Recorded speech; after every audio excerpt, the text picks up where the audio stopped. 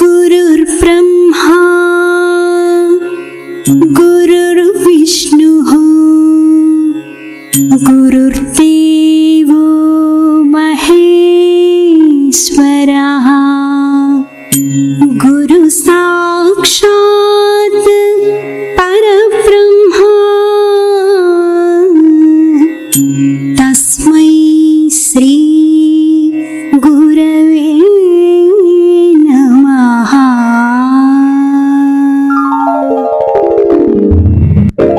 ఓం ఈశ్వర, నీవు అనంతుడవు, అనుపమానుడవు.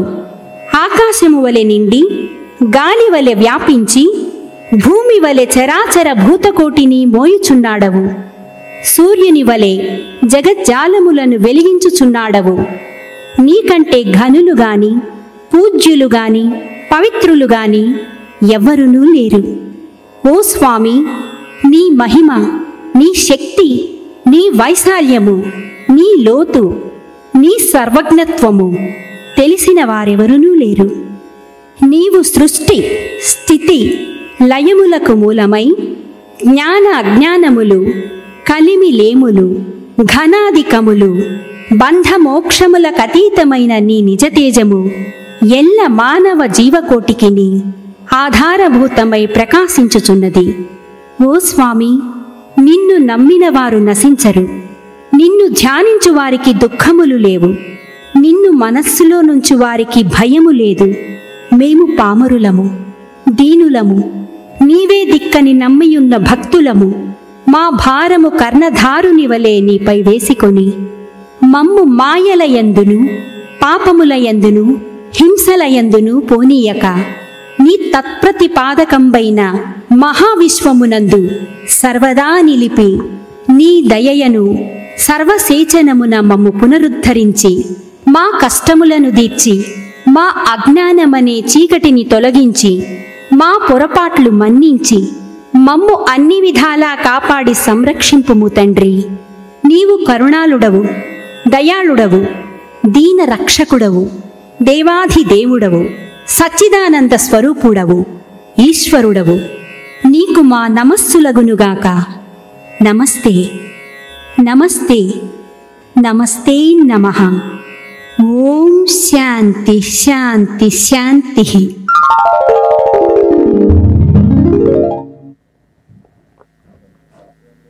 శ్రీ విశ్వవిజ్ఞాన విద్యా ఆధ్యాత్మిక పీఠ చక్రవర్తులకు నమస్కారాలు.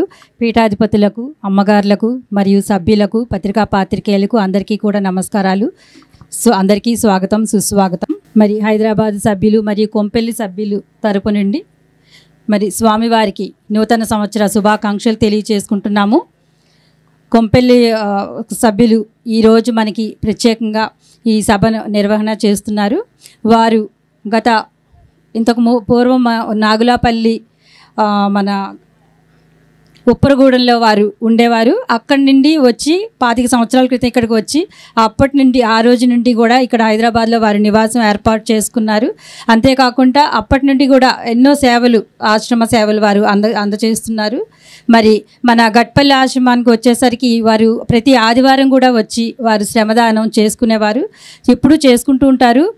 చేసుకునేటప్పుడు అసలు పక్కన ఎవరైనా ఉన్నారా లేదా అని కూడా వారు చూసేవారు కాదు. పొద్దుట ఎప్పుడైతే వారు వర్క్ స్టార్ట్ చేశారో అప్పటి నుంచి వెళ్ళేదాకా ఈరోజు ఈ పని చేయాలి అనుకుంటే ఆ పని పూర్తిగా చేసుకొని వారు వెళ్ళేవారు. అందుకే వారిని ముద్దుగా స్వామి పని రాక్షసులు అని అంటూ ఉంటారు. సో మాతో మాట్లాడేటప్పుడు వారు వచ్చారా అని అలా ప్రస్తావించడం చేశారు. సో వారి నుంచి చాలా నేర్చుకోవాలి. ఎందుకంటే ఒకసారి మేము చూసాము, వారు సేవ చేసుకుంటున్నారు ఆశ్రమంలోని.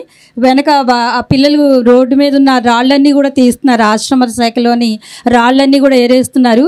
చిన్న చిన్న పిల్లలు వాళ్ళు గమలాలు పట్టుకొని వాటిల్లో ఏరేస్తుంటే వెనక స్వామి ఉన్నారు. మన జనరల్ టెండెన్సీ ఏంటంటే స్వామి వస్తున్నారంటే వెంటనే నుంచుంటాము, లేకపోతే అలర్ట్ అయిపోతాము. వారి కనుసంధానంలో ఉండాలని మనం ప్రయత్నం చేస్తూ ఉంటాం మనం జనరల్గా. కానీ ఆ పిల్లలు ఎవ్వరూ కూడా అసలు స్వామి వచ్చారా, వారి పక్కనున్నారా అని ఏది కూడా గమనించుకోకుండా వారి పని వారు చేసుకుంటూ ఉన్నారు. మరి వారందరూ కూడా ఆ కొంపెల్లో నుంచి ఎవరైతే వచ్చారో వారందరూ కూడా అంటే పెద్దవారిని చూసి పిల్లలు తయారవుతారు కనుక మొత్తం వారు ఆ ఫ్యామిలీస్ అన్నీ కూడా ఆ విధంగానే శ్రమదానం చేసుకోవటం మేము ఎప్పుడు చూస్తూ వారి దగ్గర నుంచి అవి నేర్చుకోవాలి అని ఎప్పుడు అనుకుంటూ ఉండేవాళ్ళం.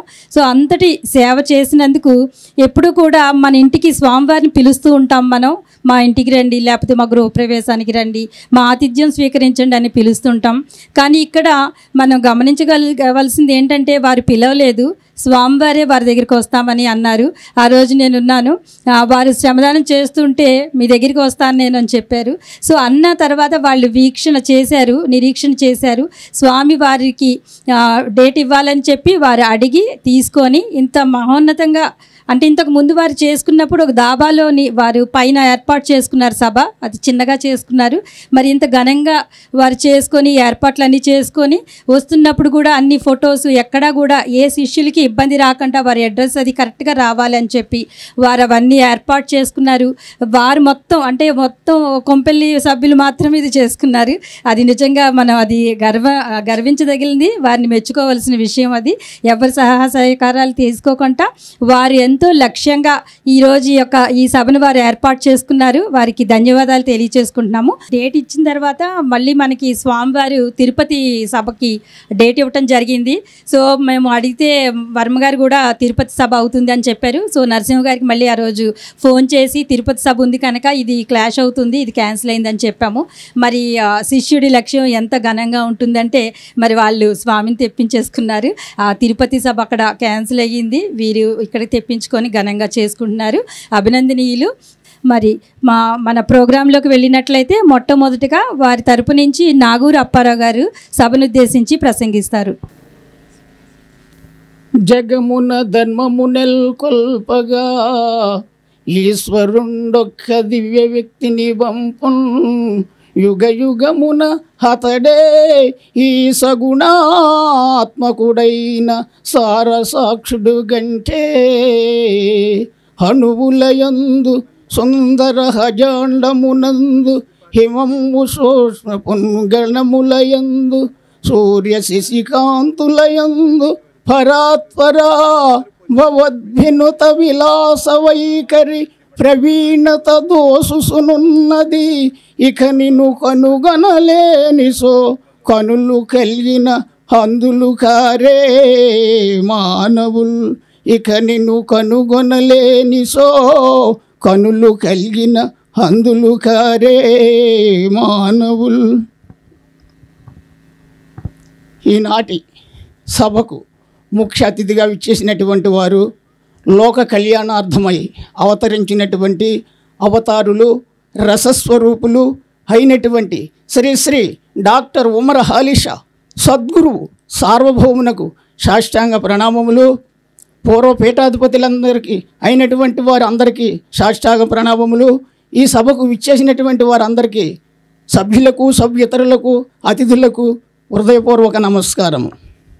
శ్రీ విశ్వవిజ్ఞాన విద్య ఆధ్యాత్మిక పీఠము తెలియజేయు ఆధ్యాత్మిక తత్వము, ఆధ్యాత్మిక పీఠము, సనాతన పీఠము, పురాతన తత్వము అని చెప్పబడుతుంది. కారణం అన్నప్పుడు ఇదే తత్వాన్ని శ్రీకృష్ణ పరమాత్మ వారు, శ్రీరామచంద్రమూర్తి వారు, మహమ్మద్ ప్రవక్త వారు, యేసుక్రీస్తు వారు, ఉమర్ ఖయ్యాం వారు, మాన్సూరు వారు వారంతా కూడా వారి కాలాల్లో ఇదే తత్వాన్ని తెలియజేసినట్లు ఈ అవతారమూర్తి తమ శిష్యులకి సేవ అనే దాన్ని కల్పించి తద్వారా ఆ విషయాన్ని అనుభవంలో నిరూపణ చేసి తరింపజేస్తూ ఉన్నారు మహానుభావులు శ్రీ అవతారమూర్తులు. 84 లక్షల జీవరాశుల్లో మానవ జన్మ ముఖ్యమైనది. 84 లక్షల తెలియనటువంటి జన్మలను శాళం చేసుకుని తెలుసుకునే జన్మగా మానవ జన్మగా వచ్చినటువంటి ఆత్మ ఈ జన్మలో ఈశ్వర విషయాన్ని తెలుసుకోపోయినట్టయితే మళ్ళీ తెలియనటువంటి జన్మలకి వెళ్ళిపోతుందని శ్రీకృష్ణ పరమాత్మ వారు ఆ కాలంలో తెలియజేశారు. ఎలాగన్నప్పుడు ఒకానొక బ్రహ్మ విద్య వల్లే ఈశ్వర విషయం తెలియబడుతుంది, జన్మ చరితార్థం ఏ విషయంగా ఉందయ్యా, వేరే విషయంగా లేదు అని అర్జునుల వారికి శ్రీకృష్ణ పరమాత్మ తెలియజేశారు. అది ఎలాగన్నప్పుడు బ్రహ్మ విద్య ఏది శ్రీ విశ్వవిజ్ఞాన విద్య ఆధ్యాత్మిక పీఠం అధిపతులు తెలియజేసేటటువంటిదే బ్రహ్మ విద్య. వారు అవతారమూర్తులు. వారి ద్వారాగానే మానవ జన్మకే ఒక అర్థం, పరమార్థం తెలుసుకునే అవకాశం ఉంది.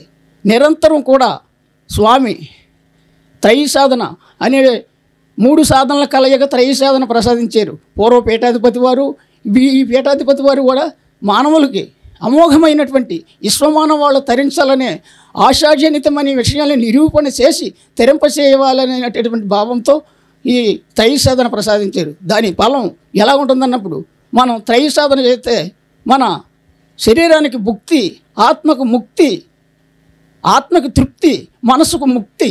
ఇవే కాకుండా నిరంతరం మనం చేసేటటువంటి సేవలో, మన స్వయం కృషిలో అనేక రకాలైనటువంటి అవరోధాలని రక్షించి మనకి అమోఘమైనటువంటి శక్తిని, ఆలోచన శక్తిని ప్రసాదింపజేసి మన దినచర్య సుఖవంతం చేస్తుంది ఆ త్రయీ సాధన యొక్క ఫలం.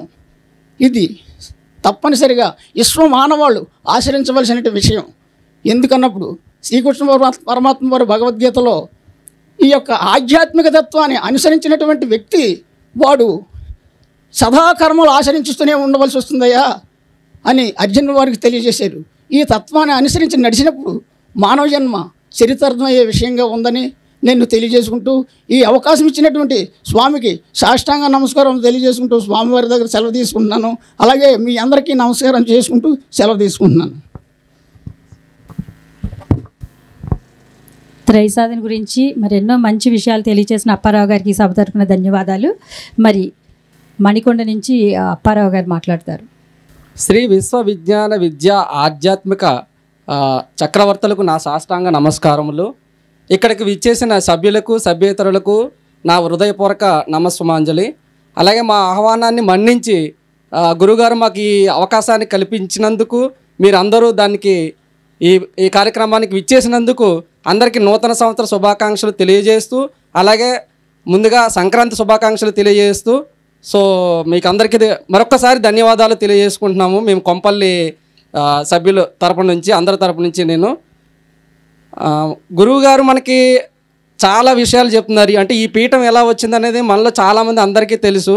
అంటే ఇది 1472 సంవత్సరంలో స్థాపించి పర్షియా దేశం నుండి మన భారతదేశానికి వచ్చి, భారతదేశం నుంచి మళ్ళీ ఆంధ్రప్రదేశ్ అనే రాష్ట్రాన్ని నుండి ఫైనల్గా అంటే చివరిగా పిఠాపురంలో స్థిర నివాసం ఏర్పరచుకుని గురువుగారు ఇప్పుడున్న ప్రస్తుత పీఠాధిపతి గారు 9వ పీఠాధిపతి, 9వ పీఠాధిపతి గారు మనకి మొయిదీన్ బాషా గారు, ఉమర్ అలీ షా గారు, పూర్వ తత్వ పీఠాధిపతులు అందరూ మనకి మన తాత ముత్తాతల నుంచి మనకి తత్వాన్ని బోధిస్తూ మన పిల్లలకు మనకు ఎంతో చక్కగా మంచి మార్గంలో నడిపించి మనకు అభౌతికమైన ఆశీస్సులు అందిస్తూ మనల్ని కష్టాల్లో, నష్టాల్లో, సుఖాల్లో అన్నిట్లో మనకు తోడు ఉంటూ అన్ని విధాలా మనకి సహకరించి మనల్ని ముందుకు నడిపిస్తూ తత్వాన్ని మనకు బోధిస్తూ మన పిల్లలకు కూడా అలవరచాలని, అందరికీ గురుగారు చెప్పిన బాటలు నడుచుకోవాలని నేను కోరుకుంటున్నాను. అలాగే మనకి ఎన్నో అంటే గురుగారు చెప్పిన దాంట్లో త్రయో సాధన అంటే జ్ఞాన సాధన, ధ్యాన సాధన, మంత్ర సాధన. జ్ఞాన సాధన అంటే గురువుగారు రచించిన పరతత్వ కీర్తనలు, శాతత్వము, సూఫీ వేదాంతము ఇలాంటి ఎన్నో నవలల్లోంచి మనకి చాలా అమృతమైన విషయాలు మనం గ్రహించాం అందరము దాని ద్వారా. అలాగే జ్ఞాన సాధన అందరూ మెడిటేషన్ అనేది మన గురుగారు ఎలా చేసుకోవాలి ఏంటనేది ఆల్రెడీ అందరికీ తెలుసు. తర్వాత మంత్ర సాధన, మంత్ర సాధన కూడా గురువుగారు అందరికీ మన పీఠంలో అందరికీ బోధించి మన నిత్యం మనం మహామంత్రాన్ని ఎలా జపించుకోవాలి, ఏం చేయాలన్నది చేశారు. సో మహామంత్రం అనేది ఎంత పవర్ఫుల్ అంటే నేను ఒక పరతత్వ కీర్తనలో ఒకటి చెప్తాను. నీటి చుక్క ముత్యమైతే, తేట ఎంగిలి తేనె అయితే, సూటి తప్పని గురుని మంత్రము కోటి సూర్యుల కాంతి కాదా. అంటే నీటి చుక్క ఆలిచెప్పలో పడినప్పుడు సముద్రంలో అది ముత్యం ఎలా అవుతుంది? అలాగే తేట ఎంగిలి తేనె అయితే అంటే ఎక్కడెక్కడో మన ఇవి సీతాకోకచిలుకలు ఇవన్నీ పువ్వుల మీద వాలి తెచ్చిన మకరందం అది తేనె అవుతుంది. అలాగే నీటి చుక్క ముత్యం అయితే, తేట ఎంగిలి తేనె అయితే, సూటి తప్పని గురుని మంత్రము కోటి సూర్యుల కాంతి కాదు. అంటే ఒక సూర్యుడితో సమానం కాదు, ఒక సూర్యుడి కాంతే మనం తట్టుకోలేము, అలాంటిది కోటి సూర్యులతో సమానం ఈ మహామంత్రము. సో ఈ మహామంత్రాన్ని మనం జపించుకుంటూ నిత్యం ఉన్నప్పుడు మనలో ఉన్న ప్రతి అణువు మనకి ఆ అనుభూతి ద్వారా మనం పొందుతూ ఉంటాము. మనలో ఉన్న ప్రతి అణువు ప్రేరేపితమవుతూ ఉంటుంది. సో అందరూ ఈ మహామంత్రాన్ని జపించుకుంటూ స్వామిగారు చెప్పిన మార్గంలో నడుచుకోవాలని మరొకసారి నా విజ్ఞప్తి. అలాగే మనకి శరీరానికి మలినం పడితే అంటే మా దుమ్ము ధూళి నుంచి మనం రోజు తిరుగుతూ ఉంటాము. మలినం పడితే మన స్నానం చేసి ఏ విధంగా దాన్ని శుభ్రపరచుకుంటామో అలాగే ఈ జ్ఞాన సాధన మంత్ర సాధన ద్వారా కూడా మన లోపల ఉన్న ఆత్మశుద్ధి కూడా చేసుకోవాలి మనం అందరం. అది మన గురువుగారు అందరికీ ప్రబోధించింది. అదో సో మనం స్నానం చేయకుండా కొన్ని రోజులు ఉండిపోతే ఎట్లా మురికిగా అయిపోయి మనకు ఎలా స్మెల్ వస్తుందో అలాగే మన ఆత్మ కూడా మనం శుద్ధి చేసుకుంటే ఆ విధంగా పరిపూర్ణత్వం చెంది మనం ఈశ్వరత్వం వైపు నడవచ్చు. సో మనలో ఈశ్వరత్వం రాక్షసత్వం రెండు ఉంటాయి. సో మంచి చెడు ఉంటాయి. సో ఈ త్రయోసాధన మనం పాటించడం వల్ల ఏంటంటే మనం ఎక్కువ ఈశ్వరత్వం వైపు నడిపిస్తూ ఉంటారు గురువుగారు. సో దాన్ని అందరూ దృష్టిలో పెట్టుకుని ఆ విధంగా నడుచుకోవాలని, అదేవిధంగా ఈరోజు ఇచ్చేసిన ఈ వీరారెడ్డి గారికి మా హృదయపూర్వక నమస్సుమాంజలు, మా ఆహ్వానాన్ని మన్నించి వచ్చినందుకు మా సభ తరపు నుంచి అండి. ఇంకొకటి పరతత్వ కీర్తనలు ఏముందంటే మనం బ్రతికున్నాళ్ళు ఏమంటామంటే నేనని వాదం ఆడేదవు దేహము విడిచిన నేను ఏమైపోవుటేరుగావు. అంటే బ్రతికున్నాళ్ళు అది నాది ఇది నేది అని మనం వాదం ఆడుతూ ఉంటాము. ఈ దేహం అంటే ఈ శరీరం విడిచిన తర్వాత నేను ఏమైపోవుటారు కావు. సో మనం ఏమవుతామన్నదే ఈ పీఠం అనేది మనకి చెప్తుంది అన్నమాట. ఏ విధంగా మన ఆత్మ లీనమవుతుంది, మనం ఏ విధంగా పరిపూర్ణత్వం అవుతాము, ఈశ్వరత్వంలో కలుస్తాం అన్నది. సో ఈ త్రయో సాధన ద్వారా సో ఇందులో నా తప్పులు ఏమైనా ఉంటే నాకు క్షమించండి. సో ఈ అవకాశాన్ని ఇచ్చిన స్వామి గారికి, సభ్యులు అందరికీ, పెద్దలకు అందరికీ నా హృదయపూర్వక నమస్సుమాంజలి. మరి సాధన విషయాలను ఎన్నో విషయాల్ని పరతత్వ కీర్తనల యొక్క గొప్పతనాన్ని తెలియజేసిన అప్పారావు గారికి సభ తరపున ధన్యవాదాలు. ఈరోజు మన సభకు విచ్చేసిన మన అతిథి మన శ్రీ పివి వీరారెడ్డి గారు, కార్పొరేటర్ గారు, వీరికి ధన్యవాదాలు తెలియజేసుకుంటున్నాము. మరి వారికి పూల బొకేని ఇవ్వవలసిందిగా కొంపెల సభ్యుల్ని కోరుతున్నాము. వారి సభను ఉద్దేశించి మాట్లాడవలసిందిగా మనవి. మున్సిపల్ తరఫున ఇక్కడ అనన్య కారణం వల్ల మాకు తెలియదు బాబా, ఎందుకంటే ఇక్కడ ఏం జరుగుతుందని కూడా మాకు తెలియదు. ఇలా సాయంత్రం వెళ్ళి వచ్చేసి అన్న ఇక్కడ మేము ప్రోగ్రాం చేసుకుంటాం, మరి ఇక్కడ ఇటువంటి ప్రోగ్రాము విశ్వవిజ్ఞాన విద్య ఆధ్యాత్మిక పీఠం అనేది మనకు ఇటువంటిది అన్నీ ఫస్ట్ టైం ఈ ప్రోగ్రాంలో కూడా మేము కూడా రావడం. ఎందుకంటే మనకు ఇటువంటి ప్రోగ్రాంలు ఇక్కడ సాయిబాబా బ్యాక్ సైడ్ ఇన్ఛార్జ్ మా శ్రీనివాస్ అన్న కూడా ఉన్నారు. అతను కూడా అటువంటి సాయిబాబా ఆశ్రమాలకు వెళ్తాం, కానీ ఇటువంటి మీటింగ్ రావడం, ఇటువంటి వ్యవహారానికి రావడం కూడా ఫస్ట్ టైం. మేము దీని గురించి మనకు ఎక్కువగా తెలియదు కాబట్టి సంతోషం. ఈరోజు మాకు వచ్చినందుకు గౌరవంగా పిలవడం, అందరికీ కృతజ్ఞతలు. థ్యాంక్స్. మరి తదుపరి కార్యక్రమానికి వెళ్ళినట్లయితే చిన్నారి మన ఎస్ ఉమామహేశ్వరి వారి మానవత్వం గురించి మనకి తెలియజేస్తారు. శ్రీ విశ్వవిజ్ఞాన విద్య ఆధ్యాత్మిక పీఠ సద్గురువరులకు నా సాష్టాంగ నమస్కారములు.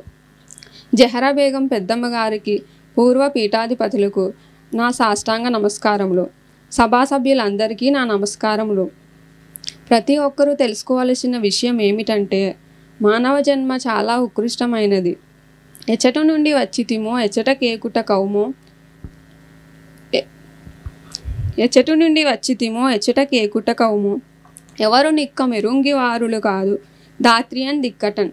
అంటే మనం ఎక్కడ నుండి వచ్చాం, తిరిగి ఎక్కడికి వెళ్తాం అనేటటువంటి విషయాన్ని మానవుడు మర్చిపోతున్నాడు. కాలం అనేటటువంటిది మనకి ఎంతో విలువైనది, అది మానవుడు వృధా చేసుకుంటున్నాడు. గడిచిన కాలము రాధిక బడిపోయిన యాకు మరల పట్టదు చెట్టు. గడిచిన కాలము మనకి తిరిగి రాదు, అలాగే రాలిపోయిన ఆకు మరల పట్టదు మనకు చెట్టుకు. అదేవిధంగా మానవుడు తన తల్లి గర్భంలో ఉన్నప్పుడు తన తల్లి గర్భమే తన ప్రపంచమని, మరో ప్రపంచం లేదని అనుకుంటాడు. భూపతనమై జీవన నాట్యంబున జని కాలి మోపి ఈ ప్రపంచంలో మానవుడు తన జీవితాన్ని మొత్తం కూడా మొదట తల్లిదండ్రులని, భార్య బిడ్డలని, మనవళ్ళు మనవరాళ్ళు అని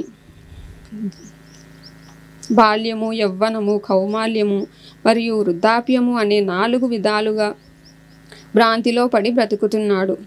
తన తల్లి గర్భంలో ఉన్న మానవుడు ఎలా అయితే తన తల్లి గర్భమే తన ప్రపంచం అనుకుంటాడో అలానే మానవుడు కూడా అలానే అనుకుంటున్నాడు. మరణం విషయానికి వచ్చినట్లయితే ప్రతి ఒక్కరికి మరణం తప్పదు. ఈ సృష్టిలో ఉన్నటువంటి ప్రతి ఒక్కరూ మరణించడం జరుగుతుంది.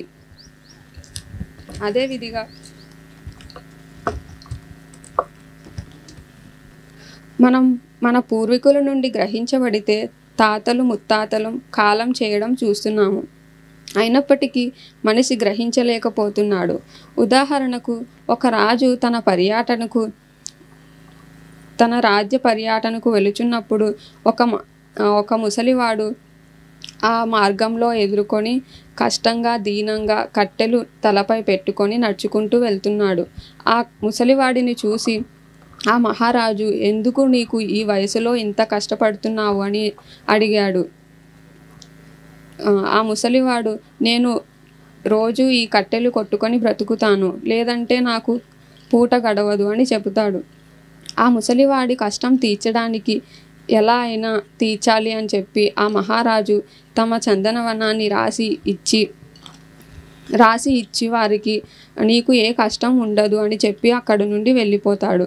1 సంవత్సరం తరువాత ఆ ముసలివాడు ఏం చేస్తున్నాడు అని చూద్దామని చెప్పి మహారాజు మళ్ళీ ఆ ముసలివాడి దగ్గరికి వస్తే యథావిధిగా ఆ ముసలివాడు కట్టెలు కొట్టుకొని మార్గంలో నడుచుకుంటూ వస్తున్నాడు.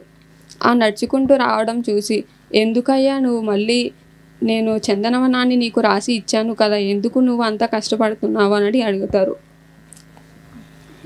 అడిగినప్పుడు ముసలివాడు, ఆ చందనవనం నేను అమ్ముకొని బ్రతుకుతున్నాను అని చెబుతారు. మనం ఈ కథలో గ్రహించవలసిన విషయం ఏమిటంటే, మానవ జన్మ ఎంతో ఉత్కృష్టమైనది. ఈశ్వర రసస్వరూపం వల్ల లయం కావలసిన మానవ జన్మను మనం భౌతిక విషయాలకు లోబడిపోయి, భౌతిక ప్రపంచానికి లోబడిపోయి ఈ మానవ జన్మ యొక్క విధానం మనకి తెలియక వృధా చేసుకుంటున్నాము.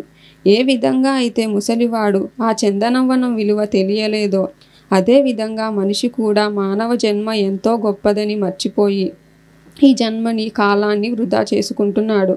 ఈ మానవ జన్మ చాలా ఉత్కృష్టమైనది అని చెప్పుకున్నాం.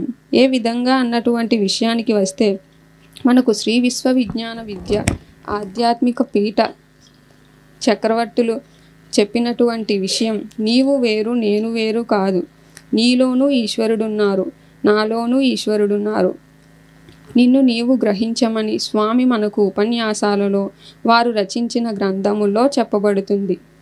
భగవద్గీతలో మనకి శ్రీకృష్ణుడు చెప్పినటువంటి విషయం ఏమిటంటే, నేను సృష్టించిన సృష్టిలో ఆ సృష్టిలో నేను ప్రవేశించి ఉంటాను, అంటే ప్రతి ఒక్క జీవిలో ఆయన ఉన్నారు అని చెబుతున్నారు. ప్రతి ఒక్క జీవరాశిలో, ప్రతి ఒక్క మానవుడిలో ఈశ్వరుడు ఉన్నాడు. అటువంటి ఈశ్వర శక్తిని మన స్వామి ఇచ్చినటువంటి మహామంత్రం ద్వారా, స్వామి చెప్పిన బాటలో మనం ప్రయాణం చేసినట్లయితే మనకు జ్ఞానం అనేటటువంటిది మనలో ప్రవేశించి మనకు ఈ అర్షట్ వర్గాలు అనేటటువంటి దూరంగా ఉండేలా చేస్తుంది.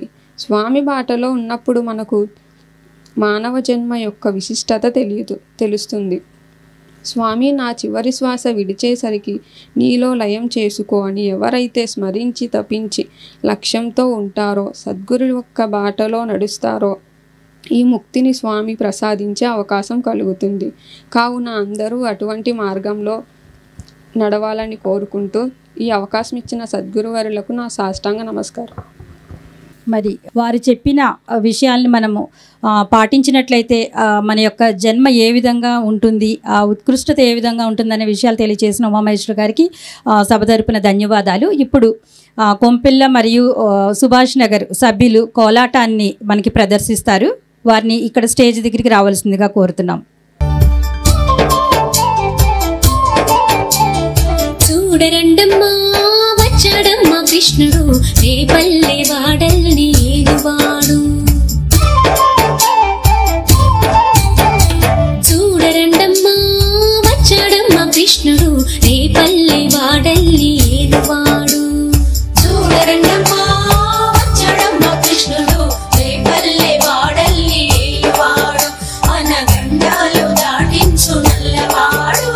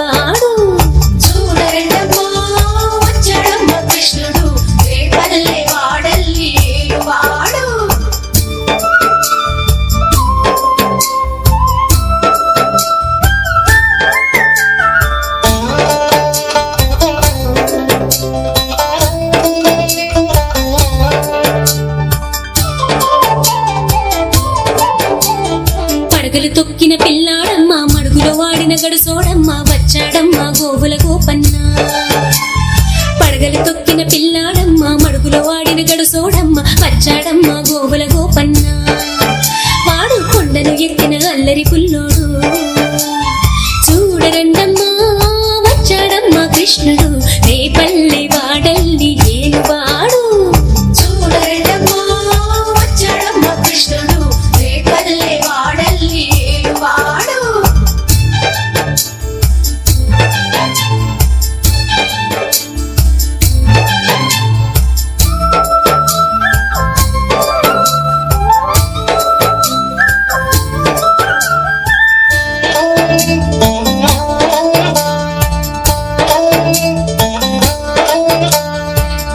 దోచిన చిన్నోడమ్మ గారెడ చేతల పిడుగోయమ్మ వచ్చాడమ్మ కిటుకుల కిట్టయ్యా చీరలు దోచిన చిన్నోడమ్మ గారెడ చేతల పిడుగోయమ్మ వచ్చాడమ్మ కిటుకుల కిట్టయ్యా చూడరండమ్మా వచ్చాడమ్మ కృష్ణుడు రేపల్లె వాడల్ని ఏలువాడు చూడరండమ్మా వచ్చాడమ్మ కృష్ణుడు రేపల్లె వాడల్ని ఏలువాడు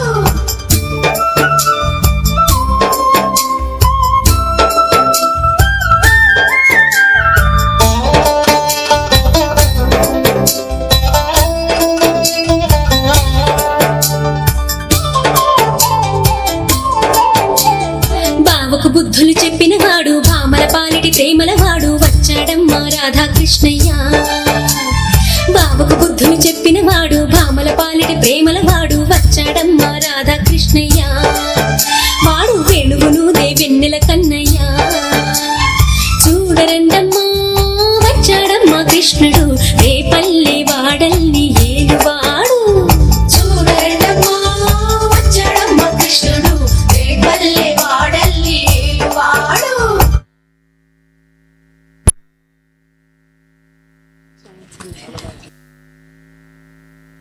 ఫస్ట్ టైం అయినా కానీ చాలా బాగా చేసిన మీ అందరికీ కూడా సభ తరపున ధన్యవాదాలు. అయితే వారు పాటలోని శ్రీకృష్ణుడు అని చక్కగా మన స్వామివారిని ఇన్వైట్ చేసి చెప్పారు. యాక్చువల్లీ ఇది ఒకటి గుర్తుకు వస్తుంది. ఒక వృత్తాంతం ఏంటంటే, ఇంతకుముందు హుస్సేన్ షా స్వామివారి పాదాల్లోని శంకుచక్రాలు ఉన్నాయని ఒక సభ్యులు చూసి వారు అడిగినట్లయితే, అది మన సాధకులే, అది ఎవరికి ఉంటాయి అంటే శ్రీకృష్ణ పరమాత్ములు వారి యొక్క ఇన్సిడెంట్స్ చెప్పడం జరిగింది. అంటే వారే, అంటే మన పీఠాధిపతులు, ఆ పరమాత్ములు, ఆ మహమ్మద్ ప్రవక్త, ఆ యొక్క కృష్ణ భగవానుడు, శ్రీరామచంద్రుడు అందరూ కూడా ఆ యొక్క అవతారాలు ఎత్తి మనకి ఈరోజు మనకి ఈ పీఠానికి సారథ్యం వహించి మనతో సమానంగా మన కుటుంబ సభ్యుల్లాగా కలిసిపోతూ తత్వాన్ని మానవాళికి అందజేస్తున్నారు మన పీఠాధిపతులు. వారే శ్రీరామచంద్రులు, వారే శ్రీకృష్ణ పరమాత్ములు. మరి అంతేకాకుండా ఒకసారి ఒక సన్నివేశంలోని హుస్సేన్ షా స్వామి వారి కూడా నేనే కృష్ణుడిని అనే విషయాన్ని వారు ప్రకటన చేయటం జరిగింది. అది మన ఇక్కడ ఉన్న సీనియర్ సభ్యులు చాలామందికి ఆ విషయము వారికి తెలుసు, అనుభవపూర్వకంగా తెలుసు.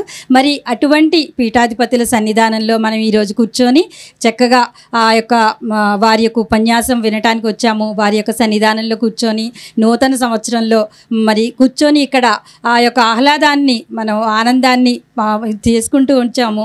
అంటే నాకు మాటలు కూడా రావట్లేదు మరి, ఎందుకంటే సంవత్సరం ఆరంభంలోనే మనకి ఈ యొక్క అవకాశం దొరికింది. న్యూ ఇయర్ ఫస్ట్కి మనకి లేకపోయినప్పటికీ మరి మొదటి వారంలోనే కొంపెల వారి యొక్క ఈ సభ్యుల యొక్క ఈ సభ నిర్వహణ వల్ల మనందరికీ కూడా మరి మన స్వామివారి సన్నిధానంలో కూర్చొని వారి ఆశీర్వాదం తీసుకునే యొక్క గొప్ప మనకి అవకాశం దొరికింది. మరి అందరికీ మనం స్వామివారికి ధన్యవాదాలు తెలియచేసుకుంటున్నాం. మనం శ్రీ విశ్వ విజ్ఞాన విద్య ఆధ్యాత్మిక పీఠ సభా సభ్యులకు, సభ్యేతరులకు,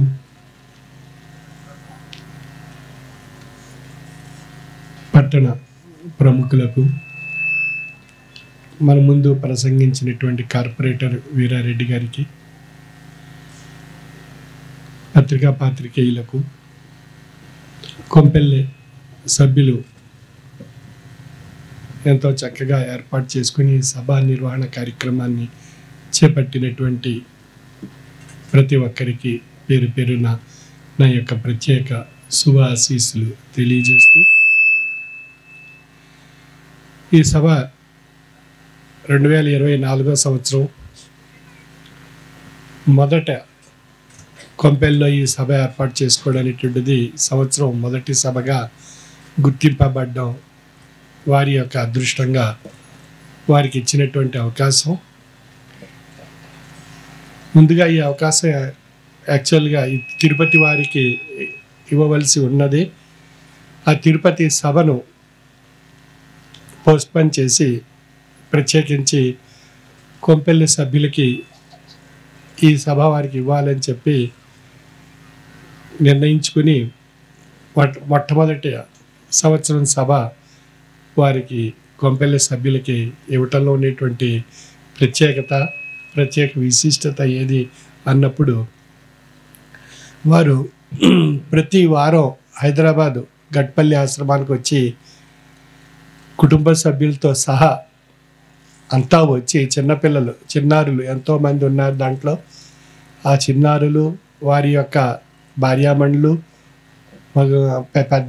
పెద్దలు అందరూ కూడా వచ్చి ఆ గట్పల్లి ఆశ్రమాన్ని ఎంతో చక్కగా తీర్చిదిద్దుతున్నారు.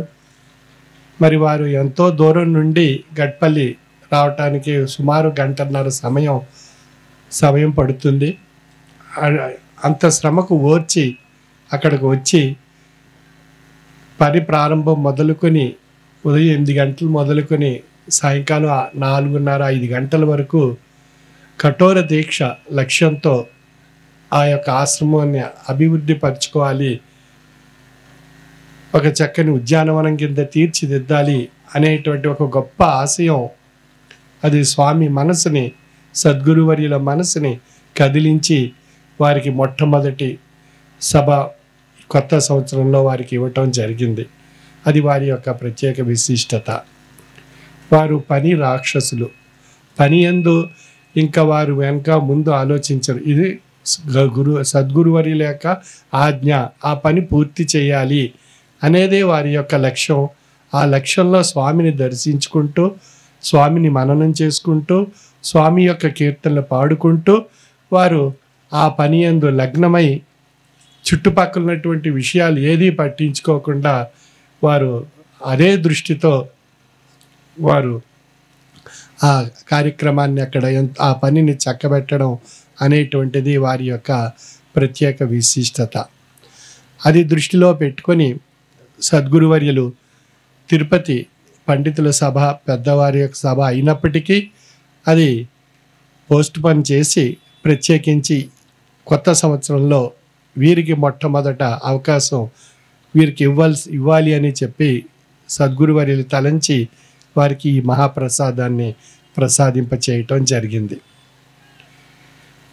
మరి అదేవిధంగా వీరి యొక్క పూర్వీకులు అంటే నాగలాపిల్లి ఉప్పరగూడెం, ఇసుకిపిల్లి ఉప్పరగూడెం వారు మొహిద్దీన్ బాషా సద్గురువర్యులు అష్టమ పీఠాధిపతి వారి కాలంలో వారి గ్రామానికి వెళ్ళడానికి సరైనటువంటి బాట లేకపోయినా రిక్షాలో కూర్చోబెట్టుకొని లాంతరు చేపట్టి కూడా పెట్టుకొని అక్కడ వారి గ్రామాల్లో ఇసుకిపల్లి, నాగలాపిల్లి 2 ఉప్పరగూడెల్లో కూడా అక్కడ సభను నిర్వహింపజేసుకునేవారు. వారి పూర్వీకులు వారు కూడా అంటే వారి తల్లిదండ్రులు, వారి తాత ముత్తాతలు అందరూ కూడా మొహిద్దీన్ బాషా, హుసేన్ షా సద్గురువర్యుల కాలం నుండి ఎంతో ఇతోధికమైనటువంటి సేవ ఆశ్రమానికి, ఆశ్రమ నిర్మాణ కార్యక్రమాల్లో, ఆశ్రమం యొక్క అభివృద్ధి పదంలో వారు శ్రమదానం, త్యాగదానం 2 వారు చేసి అక్కడ పిఠాపురంలో పాత ఆశ్రమాన్ని తీర్చిదిద్దారు, కొత్త ఆశ్రమాన్ని వారు తీర్చిదిద్దడం జరిగింది. ఈ విధంగా వారు పెద్దలు పూర్వీకులు చేసుకున్నటువంటి అమోఘమైనటువంటి సేవ వారి పిల్లలుగా కొంపెల్లో స్థిరపడ్డటువంటి వారందరూ కూడా అదే బాటలో తల్లిదండ్రులు, తాత ముత్తాతల యొక్క బాటలో ఆయా కాలాల్లో ఆయా పీఠాధిపతులని ఆశ్రయిస్తూ అదే బాటని ఈరోజు కూడా ఈ పిల్లలు ఎంతో చక్కగా ఈనాటి నా పీఠాధిపత్యంలో వారు కూడా అదే బాటలో ప్రయాణం సాగించడం ద్వారా పీఠాధిపతులు హుసేన్ షా సద్గురువర్యులు, మొహిద్దీన్ బాషా సద్గురువర్యులు వారు కూడా ప్రత్యేకించి వారికి ఒక పెద్ద గౌరవప్రదమైనటువంటి స్థానాన్ని ఆశ్రమంలో వారి యొక్క దృష్టిలో ఏర్పరిచి వారికి ఈ చక్కని అవకాశాన్ని వారికి ఇవ్వటం అనేటువంటిది జరిగేది. ప్రతి సంవత్సరం కూడా మొహిద్దీన్ బాషా సద్గురువర్యులు వారికి 2 గుడాలకు కూడా ప్రత్యేకించి ఆ సభా కార్యక్రమాలు నిర్వహించుకోవడానికి వారికి ప్రత్యేక అవకాశం ఇవ్వటం అనేటువంటిది, ఆ సాంప్రదాయాన్ని తిరిగి నేను పీఠాధిపత్యం వహించిన తర్వాత అప్పటి నుండి ఇప్పటి వరకు 34 సంవత్సరాల కాలం నిరాటంకంగా వారికి ప్రతి సంవత్సరం కూడా డిసెంబర్ నెలలో పండగ ముందు ఒకరికి ఒక గుడెం వారికి, నాగులాపిల్లి ఉప్పరగూడెం వారికి, తరువాత ఇసుకపల్లి పండగ తరువాత ఇసుకపల్లి ఉప్పరగూడెం వారికి సభ నిర్వహించుకునేటువంటి అవకాశం వారికి ప్రసాదించి వారి గ్రామాల్లో ఒక ఆధ్యాత్మిక తాత్విక విధానాన్ని ప్రసరింపజేసి తాత్విక ప్రబోధ ద్వారా వారి యొక్క కుటుంబాల్లో ఒక చక్కని ఆహ్లాదకరమైనటువంటి ఆనందకరమైనటువంటి వాతావరణాన్ని వారిలో సృష్టింపచేయడం జరిగింది. వారు నిరక్షరాస్యులైన అటువంటి వారిని కూడా ఈ ప్రస్తుత పీఠాధిపతి అయినటువంటి నేను వారికి అక్షరాస్యత కార్యక్రమాన్ని నిర్వహించి వారిలో అందరినీ తల్లిదండ్రులను అక్షరాస్యుల్ని చేసి తదుపరి వారి పిల్లల్ని కూడా అక్షరాస్యుల్ని చేయటం జరిగింది. ఆ విధంగా ఆ యొక్క కార్యక్రమాన్ని అప్పారావు మాస్టారు ఎంతో కష్టపడి అక్కడ ఆ కార్యక్రమాలు నిర్వహించి ఆ పిల్లలందరినీ ఆ 2 ఉప్పరగూడాల్లో ఉండేటువంటి పిల్లలందరినీ కూడా అక్షరాస్యులు చేయడం జరిగింది. తల్లిదండ్రులను అక్షరాస్యులు చేయడం ద్వారా పిల్లలు కూడా అక్షరాస్యులై ఈరోజు ఆ పిల్లలందరూ కూడా పోలీసు ఉద్యోగాల్లోనూ సైనిక విభాగంలోనూ కూడా మంచి మంచి ఉద్యోగాల్లో వారు ఎంతో చక్కని విధులు నిర్వహిస్తున్నారు. 30 మంది పిల్లలు పోలీస్ డిపార్ట్మెంట్లో ఎన్నిక కాబడ్డారు. వారు మంచి ఉద్యోగాల్లో ఇప్పుడు ఎంతో చక్కగా ఆనందంగా స్థిరపడ్డారు. ఎంతోమంది పిల్లలు మంచి మంచి ఉద్యోగాలు అనేక ప్రాంతాల్లో వారు ఉద్యోగాలు పొంది చక్కని జీవన సంస్కృతిని ఆధ్యాత్మిక తాత్విక విధానాన్ని అనుసరిస్తూ వారు ఎంతో సంతోషకరమైనటువంటి జీవన విధానాన్ని అలవర్చుకోవడం జరిగింది. ఇదంతా అక్షరాస్యత ద్వారా జరిగినటువంటి విషయాలు, అనుభవంలో మనకు వ్యక్తం పడుతున్నటువంటి అంశాలు. అంచేత పోలీసు ఉద్యోగాల్లో చేరటం 30 మంది ఒక్కసారిగా ఆ 2 సంవత్సరాల్లో 30 మంది 2 గ్రామాల నుండి పోలీసు ఉద్యోగాల్లో చేరటం అనేటువంటిది ఒక గొప్ప విశిష్టతగా ఆనాటి అక్కడ అధికారులు అందరూ కూడా ప్రశంసించడం జరిగింది.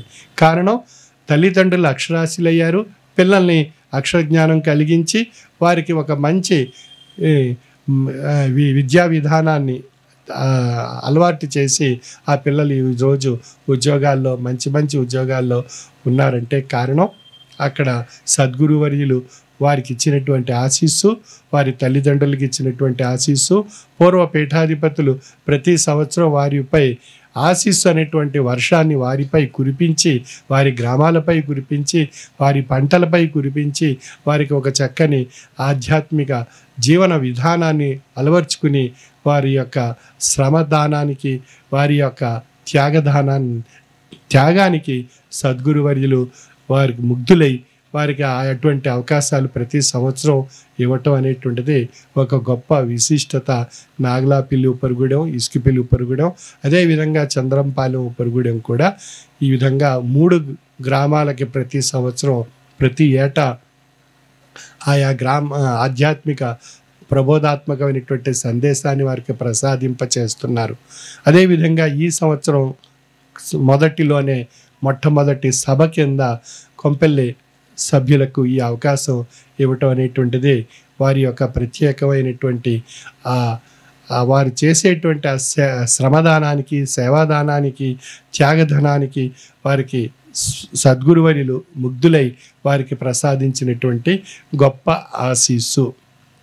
అంచేత ఆశీస్సు అనేటువంటిది ఎప్పుడు ఏర్పడుతుంది అన్నప్పుడు సద్గురు యందు పరిపూర్ణమైనటువంటి భక్తి, విశ్వాసము, లక్ష్యము, జ్ఞానము చేత తప్పింపజేసుకున్నప్పుడు మనసులో ఆ సద్గురువర్యులు మన చెంతన, మనకు భౌతికంగాను అభౌతికంగాను మన చెంతన చేరుతారు. ఆయన అడగకుండానే ఆయన మన దగ్గరకు వస్తారు, అడగకుండానే మనకు కావలసినవన్నీ ప్రసాదిస్తారు. ఎప్పుడు మన యందు సద్గురు యందు మనకున్నటువంటి పరిపూర్ణమైనటువంటి భక్తి, విశ్వాసము, లక్ష్యము, జ్ఞానము సద్గురు గురించి తప్పింప చేసుకోవటం మనసులో. అటువంటి లక్షణాలు మనలో ఉన్నప్పుడు ఆయన మన చెంతన చేరతారు, మన గురించి ఆయన తప్పిస్తూ ఉంటారు. మనం వారి గురించి తప్పించినప్పుడు వారు మన గురించి ఆయన తప్పిస్తూ ఉంటారు. మనం అడగకుండానే కావలసినవి ప్రసాదిస్తుంటారు. ఏ సమయంలో ఏది కావాలి, ఏది అవసరం, ఏది జరగవలసి ఉంది అనేటువంటి విషయాలు మనం సద్గురు యందు తప్పింప చేసుకోవడం ద్వారా ఆయన మనకు కావలసినటువంటి అంశాలు మన మనసుని గ్రహించి మనకు ప్రసాదిస్తూ ఉంటారు. యద్భావం తద్భవతి.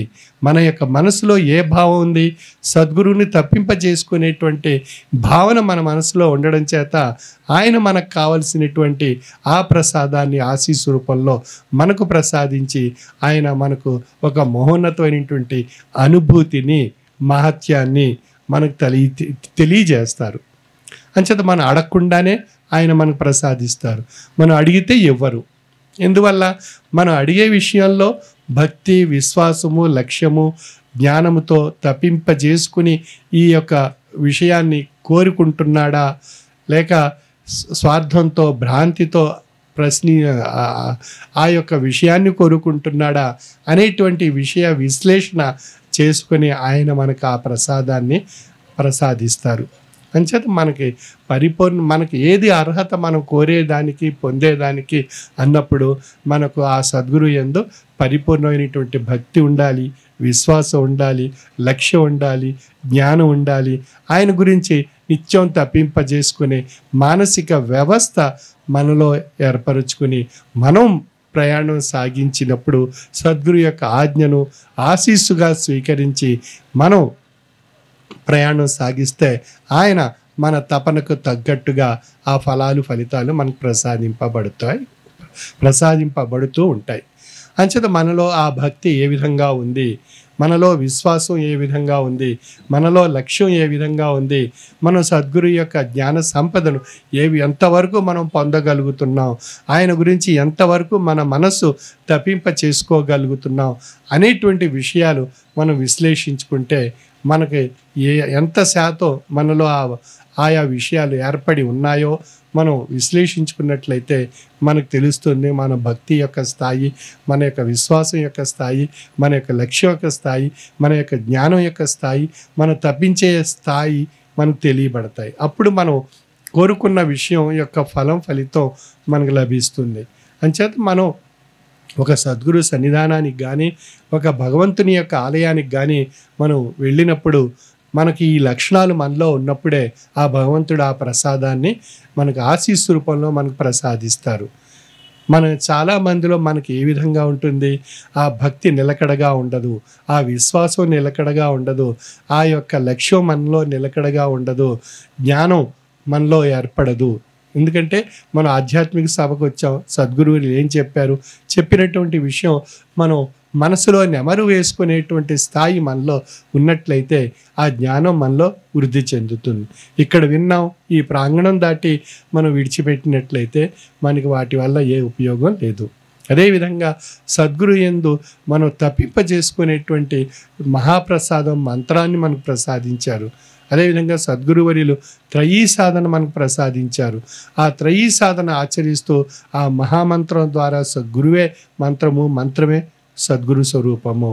అంచేత మంత్రం గురు స్వరూపంగా ఉంది. ఆ మంత్రాన్ని మనం మనసులో ధ్యానం చేసుకుంటే ఆ గురు స్వరూపమైనటువంటి తపన మనకి ఏర్పడుతుంది. ఆ తపనే మళ్ళీ సద్గురు చెంతన మనకు చేరుస్తుంది. ఆ సద్గురు యొక్క ఆశీస్సు పొందే అవకాశాన్ని, అర్హతను మనకు కలిగిస్తుంది. ఆ అర్హత భక్తి, విశ్వాసం, లక్ష్యం ద్వారా, జ్ఞానం ద్వారా పొంది తరించే అవకాశాన్ని మనకు కలిగిస్తుంది. ఆ విధంగా మనం ఈ లక్షణాలు కలిగి ఉన్నట్లయితే మనకు ఉన్నటువంటి ఆ అద్భుతమైనటువంటి ఆశీస్సు మనం సద్గురువు నుండి పొంది తరించడానికి అవకాశం మనకు కలుగుతుంది. కాబట్టి కాలము, భ్రాంతి, ఈశ్వరత్వము ఈ మూడు కూడా మనం పరీక్షిస్తూ ఉంటాయి. అంచేత భ్రాంతి ఎప్పుడూ కూడా మనం సద్గురు సన్నిధానానికి వెళ్ళాలి, ఆయన యొక్క ఆశీస్సు పొందాలి అనుకున్నప్పుడు వెంటనే మనసులో మరొక అంశం ఏర్పడుతుంది. ఈరోజు వెళ్ళి మనకి ఎన్నో పనులు ఉన్నాయి, మరి ఈ సమయంలో అక్కడ ఉన్నట్లయితే ఈ పనులన్నీ ఆగిపోతాయి, లేదా మనకి ఏదో ఆర్థికమైనటువంటి విషయాలు ఏదో ఉంటాయి, వాటి వల్ల మనం ఆ సద్గురు సన్నిధానానికి వెళ్తే ఈ ఆర్థికమైనటువంటి విషయాలకు ఇబ్బంది కలుగుతుందేమో, లేదా అంత ధనాన్ని వెచ్చించి ఆయన దగ్గరికి వెళ్ళినట్లయితే మనకు కలిగేటువంటి ఫలితం ఏంటి అని రకరకాలైనటువంటి భ్రాంతులు ఎన్నో మనలో ఏర్పడుతుంటాయి. కొన్ని భ్రాంతులు సంశయాన్ని కలిగిస్తాయి, కొన్ని భ్రాంతులు సందేహాన్ని కలిగిస్తాయి, కొన్ని భ్రాంతులు మనం పరీక్షిస్తూ ఉంటాయి. ఆ విధంగా కాలం కూడా మనకు ఆ సమయంలో వెళ్ళాలి అనుకున్నప్పుడు, ఆయన చెంతన దర్శనం చేసుకోవాలి అనుకున్నప్పుడు ఏదో రకమైనటువంటి ఆటంకం, అవరోధం ఏర్పడడం, ఆ కాలంలో ఆ సమయానికి మనం అక్కడ చేరుకోలేనటువంటి పరిస్థితులు కూడా కాలం అనేటువంటి విషయం పరీక్షిస్తుంది. భ్రాంతి పరీక్షిస్తుంది, కాలం పరీక్షిస్తుంది. ఇంకా మూడవది ఈశ్వరత్వం. ఆ ఈశ్వరత్వానికి పొందడానికి ఈ లక్షణాలు మనలో ఉన్నాయా అంటే భక్తి, విశ్వాసము, లక్ష్యము, జ్ఞానము చేత సద్గురుని తప్పించేటువంటి, భగవంతుని తప్పించేటువంటి అర్హత మనకుందా అనేటువంటి విషయాలన్నీ కూడా ఈశ్వర పరీక్ష కింద మనకి ప్రశ్నిస్తూ ఉంటాయి. ఇవన్నీ మన కాలము, భ్రాంతి, ఈశ్వరత్వం ఈ మూడు మనం పరీక్షిస్తుంటాయి.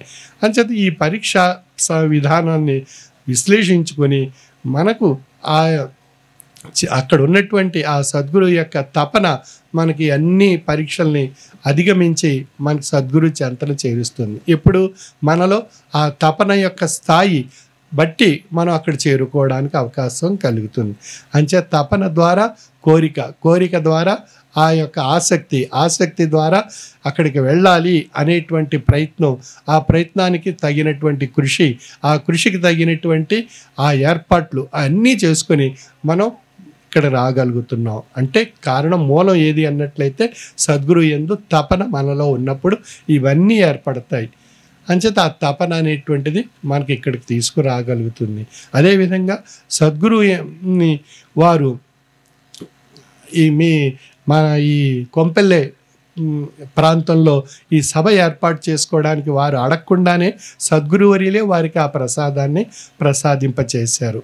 అంటే వారు తప్పిస్తున్నారు. ఏ విధంగా అక్కడ గట్పల్లి ఆశ్రమానికి వచ్చి స్వామి సేవ చేసుకుంటున్నాం, శ్రమదానం చేసుకుంటున్నాం, త్యాగదానం చేసుకుంటున్నాం, ఈ కుటుంబ సభ్యుల సమేతంగా వచ్చి అక్కడ చక్కని ఆధ్యాత్మిక వనాన్ని మనం గట్పల్లి హైదరాబాద్లో ఉన్న గట్పల్లిలో ఆశ్రమాన్ని తీర్చిదిద్దుకోవడంలో వారు చేస్తున్నటువంటి ఆ యొక్క తపన ఏదైతే ఉందో ఆ తపన ఏం చేసింది, సద్గురు యొక్క మనసును కదిలించి ఎక్కడో తిరుపతిలో జరిగేటువంటి సభకు ఇచ్చినటువంటి ఆ తేదీని మార్చి కొంపెల్లె సభ్యులకి ఆ సభ నిర్వహించుకోవడానికి 7వ తేదీ మనకి ఇవ్వటం జరిగింది. అంటే అక్కడ కారణం, విశేషం ఏది అన్నప్పుడు తపన, వారి యొక్క తపన సద్గురు యొక్క మనసును కూడా కదిలించి ఇక్కడికి తీసుకువచ్చింది అన్నట్లయితే అది వారి యొక్క పరిపూర్ణమైనటువంటి భక్తి, విశ్వాసము, లక్ష్యము, జ్ఞానము చేత తప్పింపజేసుకొని సద్గురువుని ఈ ప్రదేశంలో ఈరోజు ఈ చక్కని ఉపన్యాసాన్ని, ప్రబోధాత్మకమైనటువంటి సందేశాన్ని మనం పొంది తరింప చేసుకోవడానికి వారు చేసినటువంటి అమోఘమైనటువంటి కృషి. మరి ఎంతో చక్కగా ఈ సభ నిర్వహించుకున్నారు. మరి ఈ విధంగా ఈ సభను నిర్వహించుకోవడమే కాకుండా దానికి తగ్గ ఏర్పాట్లు కూడా ఎంతో విశేషంగా కృషి చేసి ప్రతి ఒక్క సభ్యుడికి ఈ మార్గంని తెలుసుకొని రావటానికి కావలసినటువంటి మార్గ సూచికలు కూడా సద్గురు యొక్క చిత్రపటాలతో తెలియజేస్తూ వారు ఫ్లెక్సీలు పెట్టి ఆ ప్రాంతం నుండి ఈ ప్రాంతానికి రావటానికి కూడా సభ్యులకు మార్గాన్ని సుగమం చేయడం జరిగింది. అది కూడా వారు ప్రతి చిన్న విషయాన్ని కూడా వారు ఈ యొక్క సభకు కావలసినటువంటి ప్రతి చిన్న విషయంలో కూడా ఎంతో దృష్టి పెట్టి వారు ఈ చక్కని ఏర్పాట్లు చేసుకోవడంలో ప్రతి ఒక్క సభ్యులు, కొంపెల్లె సభ్యులు అందరూ కూడా ఇతోధికమైనటువంటి కృషి చేయటం బట్టి ఇటువంటి సభలు ఎంతో చక్కగా ఈ ప్రాంతంలో మనం నిర్వహించుకోవడానికి అవకాశం కలిగింది. మరి తపన అనేటువంటిది సద్గురు యందు ఉన్నప్పుడు సద్గురు మన గురించి తప్పింపు చేసేటువంటి స్థితి వారికి ఈ యొక్క ఆశీస్సు ద్వారా మనకు ఏర్పడుతుంది. అంచేత మనలో ఈ యొక్క జడభావాలు ఎప్పుడూ మనం ప్రశ్నిస్తూ ఉంటాయి. జడత్వం మనలో ఏర్పడి మన భ్రాంతితత్వాల వైపు లాగుతుంటుంది. మనలో 80% భ్రాంతితత్వం ఉంటుంది, 20% ఈశ్వరతత్వం ఉంటుంది. అంచేత భ్రాంతి తత్వం యొక్క స్థాయిని మనం అధిగమించి ఈశ్వరత్వం యొక్క స్థాయిని వృద్ధిపరుచుకోవాలి అన్నట్లయితే సద్గురు యందు పరిపూర్ణమైనటువంటి భక్తి, విశ్వాసము, లక్ష్యము, జ్ఞానము, తపన మనలో ఉన్నప్పుడు ఆయన మన చెంతన మనకు ఆశీస్సుని ప్రసాదించి మనకు ఒక చక్కని మార్గదర్శకమైనటువంటి సామాజిక, లౌకిక, ఆర్థిక, ఆరోగ్య సంతోషాలని అన్నిటినీ మనకు కావాల్సినవన్నీ మనకు ప్రసాదింప చేసుకునే అవకాశం వారి ద్వారా మనకు కలుగుతుంది. అంచేత మనం అంతా ఏం కోరుకుంటాం? సంసార పరంగా మనం ప్రయాణం చేస్తున్నాం, జీవన విధానం సాగిస్తున్నాం. ఈ జీవన తత్వంలో అనేక రకాలైనటువంటి లోటుపాట్లు ఉంటాయి, కష్ట నష్టాలు ఉంటాయి, సుఖ దుఃఖాలు ఉంటాయి, బాధలు ఉంటాయి, అలజడి ఉంటుంది, అశాంతి ఉంటుంది, అసహనం ఉంటుంది, ఒత్తిడి ఉంటుంది, ఇత్యాది విషయాలు ఎన్నో మనకి ప్రతి నిద్ర లేచిన దగ్గర నుంచి నిద్ర పోయేంత వరకు ప్రతి ఒక్కరికి బాధిస్తూనే ఉంటాయి. అంచేత ఆ కోరికలు, ఆయా అంశాలు, ఆయా విషయాలన్నీ కూడా మనసులో ఒత్తిడి కలిగిస్తుంటాయి, అలజడి సృష్టిస్తుంటాయి, కొన్ని సమయాల్లో ఉద్రేకాలను సృష్టిస్తుంటాయి, కొన్ని సమయాల్లో అసహనాన్ని కలిగిస్తుంటాయి. ఇవన్నిటికీ మనం లోబడిపోయి ఆ దినచర్యలో ఆ రోజంతా కూడా మనకు ఏదో రకమైనటువంటి అవరోధాలు, ఆటంకాల చేత మనం మానసికమైనటువంటి ఇబ్బందులు గురి కాబడుతూ ఉంటాం. ఎప్పుడైతే మనస్సు ప్రశాంతతను కోల్పోతుందో శారీరక వ్యవస్థలో కూడా అనారోగ్యపరమైనటువంటి లక్షణాలు మనలో ఏర్పడుతుంటాయి. కాబట్టి శరీరం, మనస్సు ఈ రెండు ఒకదానితో ఒకటి మిళితమైనటువంటి అంశాలు. దానికి మించి ఉన్నటువంటిది ఆత్మ అనేటువంటి ఒక అద్భుతమైనటువంటి అభౌతికమైనటువంటి చైతన్య శక్తి ఆత్మస్వరూపము. అంచేత ఆ ఆత్మ అనేటువంటి స్వరూపాన్ని అభౌతికంగా ఉంది. అటువంటి అభౌతికమైనటువంటి ఆత్మస్వరూపం భౌతిక విధానంగా ఉండేటువంటి మానసిక తత్వం యందు, శారీరక తత్వం యందు ఒక అద్భుతమైనటువంటి స్థితిని మనలో కలిగిస్తుంది.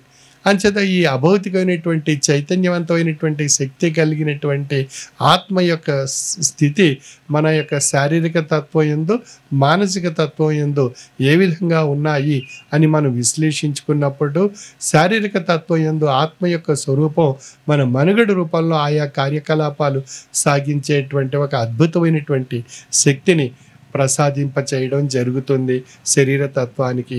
అదేవిధంగా మానసిక తత్వానికి ఒక అద్భుతమైనటువంటి ఆలోచన శక్తిని కలిగించి, ఒక స్ఫూర్తిని కలిగించి, ఒక జీవన విధానాన్ని తీర్చిదిద్దుకునేటువంటి ఒక అద్భుతమైనటువంటి మార్గదర్శకమైనటువంటి ఆ ఆలోచనలు కలిగించేటువంటి విషయంగా ఆత్మ యొక్క అద్భుతమైనటువంటి స్థితి మన యొక్క మనసులో ప్రభావితం చేస్తూ ఉంటుంది.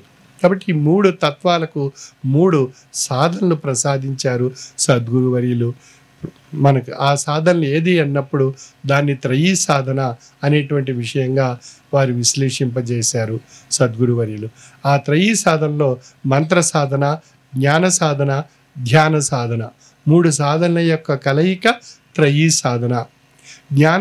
మంత్ర సాధన శరీర తత్వానికి, జ్ఞాన సాధన మానసిక తత్వానికి, ధ్యాన సాధన ఆత్మతత్వానికి. ఈ మూడు సాధనల ద్వారా శరీర తత్వానికి భుక్తి, మానసిక తత్వానికి తృప్తి, ఆత్మతత్వానికి ముక్తి. అంటే ఈ మూడు సాధనల ద్వారా శరీర తత్వానికి భుక్తి, మానసిక తత్వానికి తృప్తి, ఆత్మతత్వానికి ముక్తి అనేటువంటిది మంత్ర సాధన, జ్ఞాన సాధన, ధ్యాన సాధన ద్వారా మనకు ఏర్పడుతున్నాయి. అంటే ఈ మూడు సాధనల ద్వారా మనం అద్భుతమైనటువంటి శక్తి మనం పొందగలుగుతున్నాము అన్నట్లయితే వాటిలో ఉండేటువంటి అద్భుతమైనటువంటి స్థితిని మనం పొంది తరింప చేసుకోవడానికి మనకు సద్గురువర్యులు ప్రసాదించినటువంటి త్రయీ సాధన. అంచేత ఆ త్రయీ సాధనకు కొంత సమయాన్ని మనం వెచ్చించగలగాలి. మనం ఆ కొంత సమయాన్ని ప్రతిరోజు మనం వెచ్చించాలి అని అనుకున్నప్పుడు మనకు ఆ సమయంలో ఏదో మనసులో కొన్ని ఆలోచనలు పుడుతుంటాయి. ఈ రోజు చేయకపోతే ఏమైంది, మరొక రోజు చేద్దాం, లేదా ఈ కాలం మనకు సరిపోదు, తర్వాత చూద్దాం ఈ సాధన అనేటువంటి అనేక రకాలైనటువంటి భ్రాంతులు మనసుని మనలో ఆ సాధన చేసేటువంటి విధానానికి వెళ్లకుండా అవరోధాన్ని కలిగిస్తూ ఉంటాయి. ఆ విధంగా మనం త్రయీ సాధన విషయంలో మనం లక్ష్యం కోల్పోతూ ఉంటాం.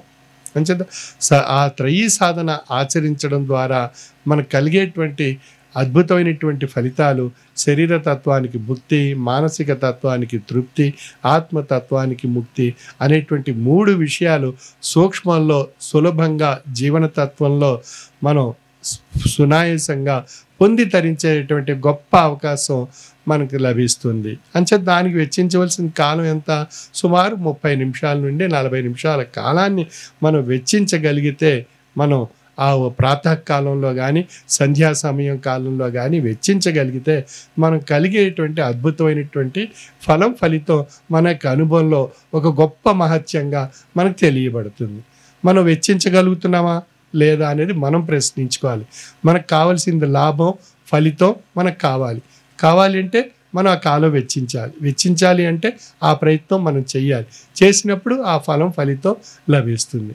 అంచేత ఏ పని చేయకుండా ఏ ఆశయంతో మనం లేకుండా ఉండి నాకు ఆ ఫలం కావాలి, ఈ ఫలం కావాలి, ఈ కోరికలు కావాలి, అవి కావాలి అంటే అవి నెరవేరవు. అంచేత కష్టములు పడకుండా గాంచనేరవు బ్రహ్మ వస్తువు. కష్టపడితేనే బ్రహ్మ వస్తువు లభిస్తుంది. మనం ఉదాహరణకు చూడండి, మన భక్తి గురించి మనం ఆ రోజు దినచర్యలో మనం కష్టపడి మనం ఆ పని చేసి తద్వారా మనకు ఆ ధన ఫలం లభించి అది మనం భక్తిగా మార్చుకుని అది మనం పొంది మనం చక్కని జీవనాన్ని సాగిస్తున్నాం. అదేవిధంగా ఒక విద్యార్థి ఒక పరీక్ష రాసి ఆ పరీక్షలో పాస్ అయి అర్హత సాధిస్తే మరొక తరగతికి ముందుకు వెళ్ళటం జరుగుతుంది. ఆ విధంగా కష్టపడితే కానీ ఏ ఫలితం కూడా లభించదు. అదేవిధంగా సద్గురు యందు తపనతో ఉంటేనే కానీ ఏ ఫలితం మనకి లభించదు.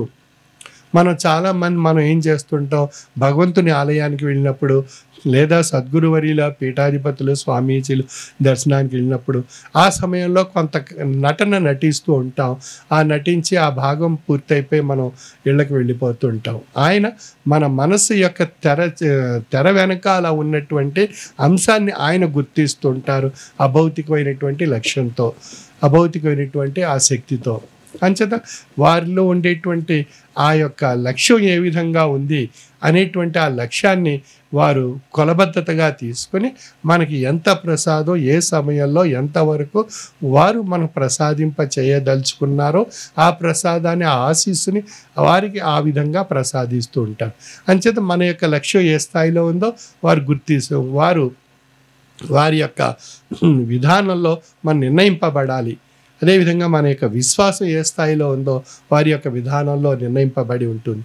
అదేవిధంగా భక్తి, ఈ విధంగా ఈ లక్షణాలన్నీ యొక్క స్వరూపం వారి అంత్య విషయంగా వారి యొక్క దృష్టిలో ఏర్పరచుకొని వారు మనకి కావాల్సింది ఆ పదార్థం ఆ సమయంలో ఆ ప్రదేశంలో ఆయా కాలాల్లో మనకు ప్రసాదిస్తూ ఉంటారు.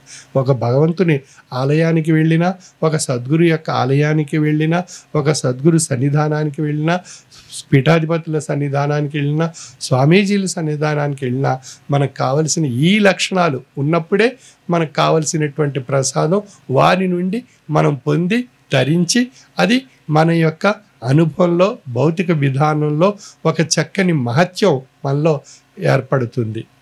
అంచేత ఆ విధమైనటువంటి లక్షణాలు మనకు ఉన్నాయా లేదా అనేది ఎవరికి వారు ప్రశ్నించుకుంటే వారికే తెలుస్తుంది. ఎవరి మనస్సు వారిదే. ఉదాహరణకు మనం పీలుస్తున్నాం గాలి సర్వవ్యాప్తమై ఉంది. అందులో ప్రాణవాయువు ఆక్సిజన్ అనేటువంటిది నిండి ఉన్నది. అది మనం ఎవరి శ్వాస వారు పీల్చగలిగితేనే ఆ శరీరం నిలబడుతుంది. కాబట్టి మనం వారు పీల్చడం లేదా గాలి మనం పీల్చి వారి గాలి అందజేద్దామంటే సాధ్యం కాదు. అంచేత ఎవరి ఉచ్ఛ్వాస నిశ్వాసలు వారికి ఆ జీవన విధానంలో ఒక శక్తిని కలిగిస్తున్నాయో, మనుగడకి ఆ స్థాయిని కలిగిస్తున్నాయో, అదేవిధంగా మన ఎవరి తపన వారికి, ఎవరి లక్ష్యం వారిది, ఎవరి విశ్వాసం వారిది, ఎవరి భక్తి వారిది, అది అన్నీ కూడా ఆ యొక్క భగవంతుని యందు, ఆ యొక్క సద్గురు యందు మనం ఉన్నటువంటి ఆ స్థాయి ఏది అనేది మనమే నిర్ణయించుకుని విశ్లేషించుకుని దానికి తదానుగుణ్యంగా మనం ఆ స్థాయికి రాలేకపోయినట్లయితే ఆ స్థాయిని మనలో వృద్ధిపరచుకోవాలి. అంటే ఆ సద్గురు యందు ఉండేటువంటి లక్ష్యం, భక్తి, విశ్వాసం ఆ స్థాయిలో మనకు లేకపోయినట్లయితే దాన్ని వృద్ధిపరుచుకునేటువంటి మార్గాల వైపు అన్వేషించి అది మనలో ఆ మనసులో ఆ స్థాయి వృద్ధిపరచుకోవడానికి మనం ప్రయత్నం చేయాలి. అప్పుడు ఆయన యొక్క దృష్టిలో మనం స్థానాన్ని ఆయన యొక్క దృష్టిలో మన యొక్క స్థానం ఏర్పడుతుంది. ఆ యొక్క స్థానం మనలో ఏర్పడినప్పుడు ఆయన యొక్క ఆశీస్సులు మనపై ప్రసరింపబడేటువంటి అవకాశం అలా సాగుతూ ఉంటుంది. అంచేత మన యొక్క లక్ష్యాన్ని యద్భావం తద్భవతి. కాబట్టి ఆ లక్ష్యం ఎంత పటిష్టంగా ఉంటే ఆ యొక్క ఆశీస్సు కూడా అంత పటిష్టంగా మనలో ఏర్పడి మనకు కావలసినటువంటి ఫలితాలు సిద్ధింపజేసుకునేటువంటి అవకాశం మనకు కలిగి అది మానసిక శారీరక వ్యవస్థలో ఒక గొప్ప మహత్యంగా ఒక అనుభూతిగా మనకు తెలియబడుతుంది. అంచేత ఈ లక్షణాలు మనం ఏర్పరచుకున్నట్లయితే మనకు ఎంతో ఒక మహోన్నతమైనటువంటి ఆ యొక్క సద్గురు యొక్క కృపా కటాక్ష వీక్షణాలు మనపై ఎల్లప్పుడూ ప్రసాదింపబడుతూ ఉంటాయి. ఆ విధంగా మనం ఇంకొక చిన్న ఉదాహరణ కూడా తీసుకోవచ్చు. మన టీవీ కేంద్రం నుండి వెలువడేటువంటి ఆ కిరణాలు మన ఇంట్లో ఉండేటువంటి టీవీపై ఛాయాచిత్రం ద్వారా ఒక చక్కని బొమ్మను ఆ పటాలని మనకు కలిగిస్తున్నాయి అన్నట్లయితే అక్కడ ఆ కిరణాలు వెలువడుతున్నాయి కనుక ఇక్కడ మన టీవీలో ఆ ఛాయాచిత్రం మనం పొందగలుగుతున్నాం. అక్కడ కిరణాలు వెలువడకపోయినట్లయితే ఇక్కడ ఉన్నటువంటి టీవీలో ఆ విషయాలు ఏర్పడవు. అంచేత వీటి రెండింటికి మధ్యన అక్కడ కిరణాలు వెలువడాలి, ఇక్కడ రిసీవరు మన ఉన్న టీవీలో ఉండేటువంటి రిసీవరు ఆ కిరణాలని స్వీకరించాలి. అప్పుడు మనకు ఆ చిత్రం మన యొక్క టీవీలో ఏర్పడినట్లుగా మన మానసిక హృదయంలో ఆ కిరణాలు మన ఛాయాచిత్రంగా సద్గురు యొక్క శక్తి ఆశీస్సు ఏర్పడాలి అన్నట్లయితే మనం ఒక రిసీవర్ అంటే ఒక లక్ష్యంగా మారాలి. రిసీవర్ ఏ విధంగా అయితే ఆ టీవీకి ముఖ్యమైనటువంటి సాధనంగా తెలియపరచబడుతుందో అదేవిధంగా మనకు లక్ష్యం అనేటువంటి రిసీవర్ మనలో పటిష్టంగా ఉంటే ఆ కిరణాలు ఎంత పటిష్టంగా ఉంటే ఆ కిరణాల యొక్క ఛాయాచిత్రం ఆ టీవీపై ఎంతో పూర్తి స్థాయిలో ఒక చక్కని చిత్రం ఏర్పడినట్లుగా మన యొక్క మానసిక హృదయంలో కూడా ఆ ఛాయాచిత్రం ఏర్పడుతుంది. ఆ విధంగా మనం సద్గురు యందు లక్ష్యంతో విశ్వాసంతో భక్తితో తపిస్తూ ఉన్న కాలంలో భ్రాంతి మనలో ప్రవేశించి అనేక రకాల పరీక్షలు పెడుతూ ఉంటుంది. కాలం పరీక్షిస్తుంటుంది, భ్రాంతి పరీక్షిస్తుంది. అంచేత మనకి ఒక ఈశ్వరత్వం వైపు వెళ్ళాలనుకున్నప్పుడే ఇవన్నీ ఆటంకాలు ఏర్పడతాయి. మనం వద్దు అనుకున్నప్పుడు ఏ ఆటంకాలు రావు మనకి. అందుకని చిన్న ఉదాహరణ తీసుకుంది. ఒక మంచి పని చేయాలి, ఒక మంచి తత్వాన్ని అలవర్చుకోవాలి, ఒక మంచి ఆదర్శవంతమైనటువంటి వ్యక్తిత్వంగా పరిగణింపబడాలి మానవ సమాజంలో, జీవన సమాజంలో అనుకున్నప్పుడు మనకు అన్ని కష్టాలే ప్రారంభమవుతాయి. ఒక చెడు పని చేయాలనుకున్నప్పుడు ఏ కష్టం రాదు. అన్ని రకాలైనటువంటి అవకాశాలు, అది వద్దనుకున్న అవకాశాలు కూడా ముందుకు వచ్చి నిలబడి మనకు ఆ పని చేయడానికి దోహదపడుతూ ఉంటాయి. ఆ విధంగా మనం ఆ భ్రాంతి తత్వం యొక్క విషయంలో అది సులువుగా, అందంగా, ఆహ్లాదంగా, ఆశాజనకంగా కనిపిస్తుంది భ్రాంతి తత్వం. ఈశ్వరతత్వం కష్టంగా, అది ఎంతో కాలంతో కూడుకున్నటువంటి ప్రయాణం సాగిస్తే కానీ ఆ స్థాయికి చేరలేము అనేటువంటి ఒక ప్రశ్న మన చేత ప్రశ్నింపజేసి ఆ ప్రయాణానికి ప్రయాణాన్ని సాగించడానికి కావలసినటువంటి ఆ ప్రయత్నాన్ని విరమింపజేయడానికి ప్రయత్నం చేస్తూ ఉంటుంది కాలం చేత, భ్రాంతి చేత. అంచేత కష్టములు పడకుండా గాంచ నేరవు బ్రహ్మ వస్తువు అని చెప్తున్నారు తత్వవేత్త. అంచేత బ్రహ్మ వస్తువు పొందాలి అన్నట్లయితే ఎంతో కష్టం అనేటువంటిది ఆచరించి ఆ యొక్క తపనతో, ప్రయత్నంతో ఆ యొక్క కష్టంలో ఉండేటువంటి విషయాన్ని అవగాహన చేసుకుని, విశ్లేషణ చేసుకొని, ఆ విశ్లేషణలో ఆ యొక్క సద్గురు యొక్క తపనను తపస్సు కింద మార్చుకుని ప్రయాణం సాగిస్తే అక్కడ ఆ గమ్యం, ఆ బ్రహ్మ వస్తువు అనేటువంటి గమ్యానికి మనం చేరుకోవడానికి అవకాశం కలుగుతుంది. కాబట్టి అటువంటి మహోన్నతమైనటువంటి ఆధ్యాత్మిక తత్వం జీవన తత్వంతో అన్వయింపజేస్తూ భౌతిక విధానంలో మనకి ప్రయాణం సాగించేటువంటి సులభమైనటువంటి, సూక్ష్మమైనటువంటి, సనాతనమైనటువంటి ఆధ్యాత్మిక తాత్విక జ్ఞానము శ్రీ విశ్వవిజ్ఞాన విద్య ఆధ్యాత్మిక పీఠం యొక్క తత్వము. అంటే ఇది 552 సంవత్సరాల కాల ప్రవాహంలో ఆధ్యాత్మిక జీవన తత్వాన్ని మన దైనందిన భౌతిక జీవన విధానంతో అనుసరిస్తూ ఆచరిస్తూ ప్రయాణం సాగించేటువంటి ఒక ఆధ్యాత్మిక జీవన మహోన్నతమైనటువంటి శక్తి ఈ యొక్క పీఠం యొక్క తత్వంలో నిండి ఉన్నది. ఇది అవగాహన చేసుకుని దాన్ని అనుసరించి ఆచరించి మనం ప్రయాణం చేస్తే కావలసినటువంటి అంశాలు అన్నీ మనకి ఏర్పడుతూ ఉంటాయి.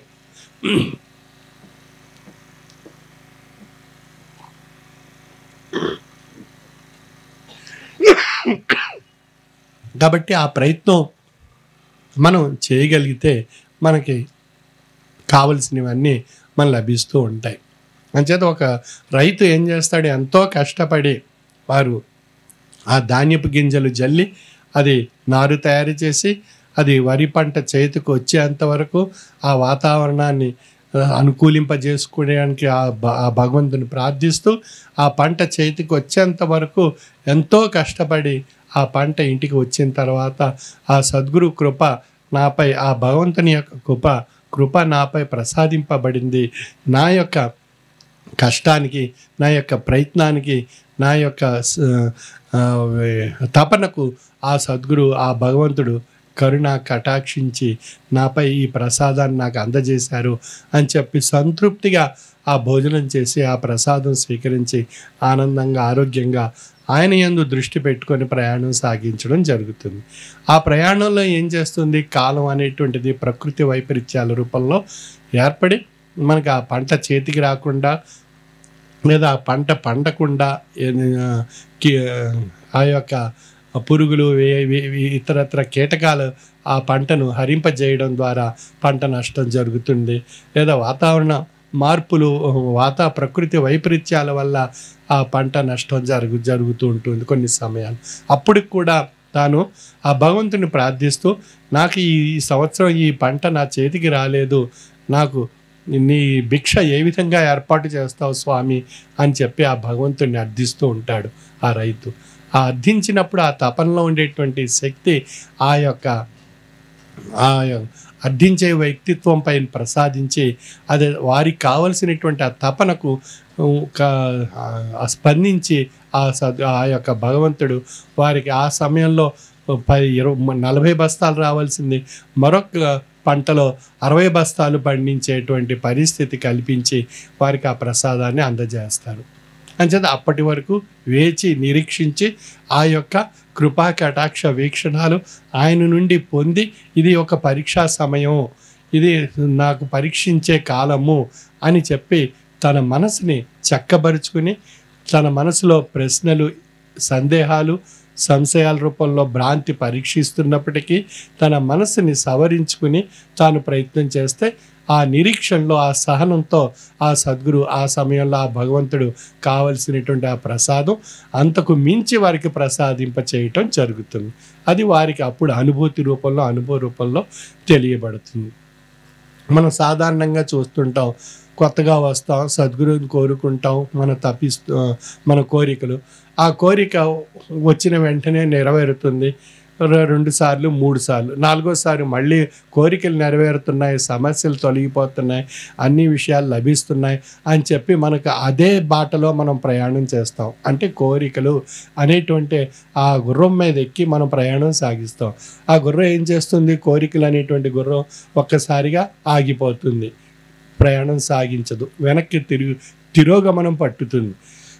అప్పుడు అనిపిస్తుంది, ఈ గురువుగారి దగ్గరికి వెళ్ళాం, ఈ ప్రసాదం ఇన్ని 4 కోరికలు నెరవేరాయి, 5వ కోరిక నెరవేరలేదు అని చెప్పి మనం ఏం చేస్తుంటాం, ఈ గురువుగారిని విడిచి 5వ కోరిక గురించి మరొక గురువుగారి దగ్గరికి, మరొక స్వామీజీ దగ్గరికి, మరొక పీఠాధిపతి గారి దగ్గరికి వెళ్తామండి. వారిని దర్శించుకుంటాం. అక్కడికి వెళ్ళిన తర్వాత 5వ కోరిక 6వ కోరిక నెరవేరుతుంది, మళ్ళీ 7వ కోరిక అక్కడ నెరవేరదు. కాబట్టి ఈ గురువు గారు విడిచిపెట్టి 3వ గురువు గారి దగ్గరికి మళ్ళీ వెళ్తుంటాం. అలాగా మనం ఆ కోరికల పరంపరలో వెళ్తాం. చివరికి 9వ కోరిక దగ్గరికి వచ్చేసరికి మొత్తం 9 కోరికల్లో సంపాదించిందంతా ఒక్కసారిగా కాలగర్భంలో కలిసిపోయి ఒక్కసారిగా అధోగతి పడిపోయేటువంటి పరిస్థితి ఏర్పడి అది పెను ప్రమాదం కింద ఏర్పడుతుంది. అప్పుడు అనిపిస్తుంది మనం తప్పించేటువంటి విధానంలో ఉండేటువంటి విషయం మనకు అర్థం కాబట్టి అప్పుడు మనకు తెలియబడుతుంది. మన యొక్క మన జీవన తత్వంలో ఒక ఆధ్యాత్మిక బాటను అలవర్చుకున్నట్లయితే మనం ఈ కోరికల పరంగా ఏర్పడేటువంటి విషయంలో మనం ఒక అద్భుతమైనటువంటి ఆధ్యాత్మిక తాత్విక జ్ఞానశక్తి మనసుని అది కంట్రోల్ చేస్తూ నియంత్రిస్తూ ఆ నియంత్రణ ద్వారా మనం ఏది ఏ సమయంలో ఏ ప్రసాదం ఏ విధంగా మనం పొందవలసి ఉందో కాలం యొక్క విషయంలో అది సానుకూలంగా ఆ సమయాన్ని అనుసరించి పొందటం ద్వారా మనకు అది స్థాయిగా సాఫీగా ఒక నిర్దిష్టమైనటువంటి విధానంలో ఒక చక్కని జీవన సంస్కారంతో ఆధ్యాత్మిక విధానాన్ని అనుసరించి ప్రయాణం సాగించడం ద్వారా ఒక అద్భుతమైనటువంటి ఫలితాలు వారు పొందటం ద్వారా వారికి మానసిక ప్రశాంతత ఏర్పడుతుంది, తృప్తి ఏర్పడుతుంది, ఆరోగ్యకరమైనటువంటి వాతావరణం ఏర్పడుతుంది, చక్కని జీవన విధానం వారిలో ఏర్పడుతుంది. అందుచేత మనం ఆ యొక్క సంస్కృతిని సంస్కారాన్ని అలవర్చుకుంటే మనం ఎప్పుడూ కూడా ఆ యొక్క నీడలో ఉండేటువంటి అవకాశం, అంటే సద్గురు యొక్క నీడలో సద్గురు యొక్క ఆశ్రయంలో ఉండే అవకాశం మనకు కలుగుతుంది. కాబట్టి ఇక్కడ ఉన్న నీడను విడిచి మరొక నీడని విడిచి ఇంకొక చోట అలా నీడను ఆశ్రయిస్తూ పోతే చివరికి ఏ నీడ దొరకకుండా ఒక తీవ్రమైనటువంటి వేడిమి లభించేసరికి మనం కృషించిపోతాం. అక్కడ ఏమీ చేయలేం, ఏదీ సాధించలేం. చివరకు మళ్ళీ వెనక్కి తిరిగి మనం వచ్చినటువంటి నీడలను ఆశ్రయిద్దామంటే మళ్ళీ ఏ నీడ కూడా లభించదు. అదేవిధంగా మనకు ఈ చక్కని ఆధ్యాత్మిక జీవన తత్వాన్ని మనలో అలవర్చుకున్నట్లయితే మనలో ఉండేటువంటి జడభావాలు తొలగింపబడతాయి, భ్రాంతి భావాలను మనం స్థాయిపరుచుకోగలుగుతాం. తద్వారా మన యొక్క జీవన తత్వంలో ఒక ఆధ్యాత్మిక తాత్విక విధానాన్ని అలవర్చుకుని మనం ప్రయాణం సాగిస్తే మనకి ఎన్నో రకాలైనటువంటి మన జీవన సంస్కారంలో ఏర్పడేటువంటి అవాంతరాల్ని అవరోధాలని అన్నిటినీ తొలగించుకుని ఒక ఆరోగ్యకరమైనటువంటి శాంతితో తృప్తితో కూడినటువంటి జీవన తత్వంలో ఆధ్యాత్మిక తత్వం యొక్క శక్తి యొక్క ప్రభావిత స్థితి మనలో ఏర్పరచుకొని మనం మన యొక్క జీవన విధానంలో ఆ భగవంతుడు ప్రసాదించినటువంటి అద్భుతమైనటువంటి ఆ కాలాన్ని మనం సద్వినియోగపరచుకునే అవకాశం మనందరికీ కలుగుతుంది. కాలం అనేటువంటిది చాలా విచిత్రమైనటువంటిది. కాలం ఏ రకమైనటువంటి మార్పులు మనలో తీసుకొస్తుంది, ఏ విధమైనటువంటి జీవన సంస్కారంలో మనలో ఏర్పరుస్తుంది, ఏ విధంగా మనని ఒక ఉన్నత స్థాయికి తీసుకువెళ్తుంది, ఒక అధోస్థితికి ఏ విధంగా తీసుకువెళ్తుంది అనేటువంటి విషయాలన్నీ కూడా కాల ప్రభావం ద్వారా మనకు తెలియబడుతూ ఉంటాయి. కాబట్టి మన యొక్క జీవన సంస్కారాన్ని ఆధ్యాత్మిక తత్వంతో అన్వయింపజేసుకొని మనం ప్రయాణం సాగిస్తే ఎన్నో సత్ఫలితాలు మన యొక్క జీవన విధానంలో ఏర్పడతాయి. ఆ విధంగా మనం భగవంతుడు ప్రసాదించినటువంటి ఈ అద్భుతమైనటువంటి జీవితాన్ని అందంగా సౌధాన్ని తీర్చిదిద్దుకోవాలి. మనం ఒక అంతస్తు కట్టాం, ఎంతో సంతృప్తి చెందాం, మళ్ళీ దానిపై రెండో నిర్మాణం, మూడో నిర్మాణం, నాలుగో నిర్మాణం, అలాగా మనం ఎన్నో నిర్మాణాలు మన యొక్క జీవిత సౌధం అనేటువంటి జీవిత మేడను మనం ఏర్పరచుకుని అందంగా ఆహ్లాదంగా సంతోషంగా అందులో మనుగడ సాగించే అవకాశం మనకు కలుగుతుంది. ఎప్పుడైతే పరిపూర్ణమైనటువంటి భక్తి, విశ్వాసము, లక్ష్యము, జ్ఞానము, ఆ యొక్క భగవంతుని యందు తపనతో మనం ప్రయాణం సాగిస్తే మన యొక్క జీవిత సౌధాన్ని అందంగా తీర్చిదిద్దుకోవచ్చు. కాబట్టి ఈ లక్షణాలు మనకు ఉన్నాయా లేదా అనేటువంటి విషయాన్ని ప్రతి ఒక్కరూ మన మనసు చేత ప్రశ్నింపజేసుకుని ఆలోచింపజేసుకుని వాటి యొక్క సమాధానం గురించి మన మనసు ద్వారా మనమే అన్వేషణ చేస్తే మనకే ఆ యొక్క ఫలితాలు మనకే లభిస్తాయి. అప్పుడు మనం ఏ విధంగా మనలో ఉన్నది ఏంటి, లేనిది ఏంటి అనేటువంటి విషయ పరిజ్ఞానం మనకి ఏర్పడుతుంది. అప్పుడు మన యొక్క స్థితి మనకి తెలియబడుతుంది. ఆ విధంగా ఎవరికి వారు అలా విధంగా ప్రశ్నించుకుంటేనే మన యొక్క జీవిత భవిష్యత్తు, జీవిత సౌధం ఏర్పరచుకోవడానికి అవకాశం కలుగుతుంది. ఆ విధంగా ఆధ్యాత్మిక తత్వాన్ని, త్రయీ సాధనను ప్రతిరోజు మనం ఆచరిస్తూ మనకి ఈ యొక్క ప్రకృతిని పరిరక్షించుకోవాల్సినటువంటి బాధ్యత మనందరిపై ఉంది. భగవంతుడు మనకి శ్వాస అనేటువంటిది ఒక జీవన వ్యవస్థకి ఏర్పరిచాడు ఆ జీవితానికి. అంచేత ఆ జీవితానికి ఆ శ్వాసకు కావలసినటువంటి ప్రాణవాయువు మనకు ఎక్కడి నుండి లభిస్తుంది అన్నట్లయితే కేవలము మొక్కల నుండి మాత్రమే లభిస్తుంది. ఆ మొక్కల నుండి వెలువడేటువంటి ఆ ప్రాణవాయువుని మనం స్వీకరించి మన యొక్క ఉచ్ఛ్వాస నిశ్వాసాల రూపంలో మనం జీవనం సాగించగలుగుతున్నాం. అంచేత మొక్కలకి ఇటు జీవరాశికి అనుసంధానంగా ఉండేటువంటి ఆ శక్తిని, ఆ స్థితిని మనం గ్రహించాలి.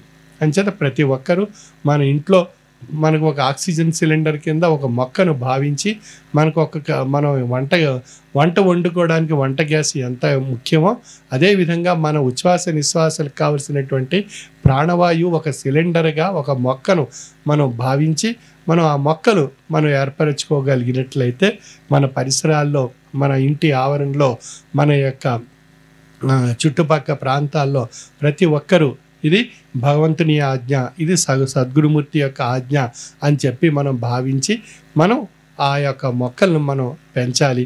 పెంచినప్పుడు ఆ మొక్కల ద్వారా ప్రాణవాయువు లభిస్తుంది. కలుషితమైనటువంటి విషవాయువులు తొలగింపబడతాయి. ప్రకృతిలో ఈ వైపరీత్యాలు ఏర్పడకుండా, భూవాతావరణం వేడెక్కకుండా నివారించి ఒక చక్కని ఆహ్లాదకరమైనటువంటి, ఆనందకరమైనటువంటి, ఆరోగ్యకరమైనటువంటి వాతావరణాన్ని మనం సృష్టించుకోగలుగుతున్నాం. కేవలం మనం ఒక మొక్క మనం ఆక్సిజన్ సిలిండర్గా భావించి ఆ మొక్కను మనం నాటడం వల్ల కలిగేటువంటి అద్భుతమైనటువంటి ఫలితం. భౌతికంగా ఆలోచిస్తే మొక్కే కదా అని భావిస్తుంటాం. అదేవిధంగా మనకు శ్వాస ఇబ్బంది కలిగినప్పుడు ప్రాణవాయువు అంటే ఆక్సిజన్ తగ్గిపోతే అప్పుడు మనకు కలిగేటువంటి నష్టం ద్వారా అప్పుడు కష్టం మనకు తెలుస్తుంది. ఈ ఆక్సిజన్ స్థాయి మన యొక్క శరీరంలో తగ్గిపోవడం వల్ల కలిగేటువంటి ఇబ్బంది అది మనకు ఆరోగ్యకరంగా, అనారోగ్యపరంగా ఎంత కష్టాన్ని, నష్టాన్ని కలిగిస్తుంది అనేటువంటి విషయం ఇప్పుడు తెలుస్తుంది. ఆక్సిజన్ స్థాయి పడిపోతున్నప్పుడు మన శరీరంలో. మరి అదే విషయాన్ని మనం మొక్కతో అన్వయించుకున్నట్లయితే ఆ మొక్క అనేటువంటి ఒక సిలిండర్ మన దగ్గర ఉంది.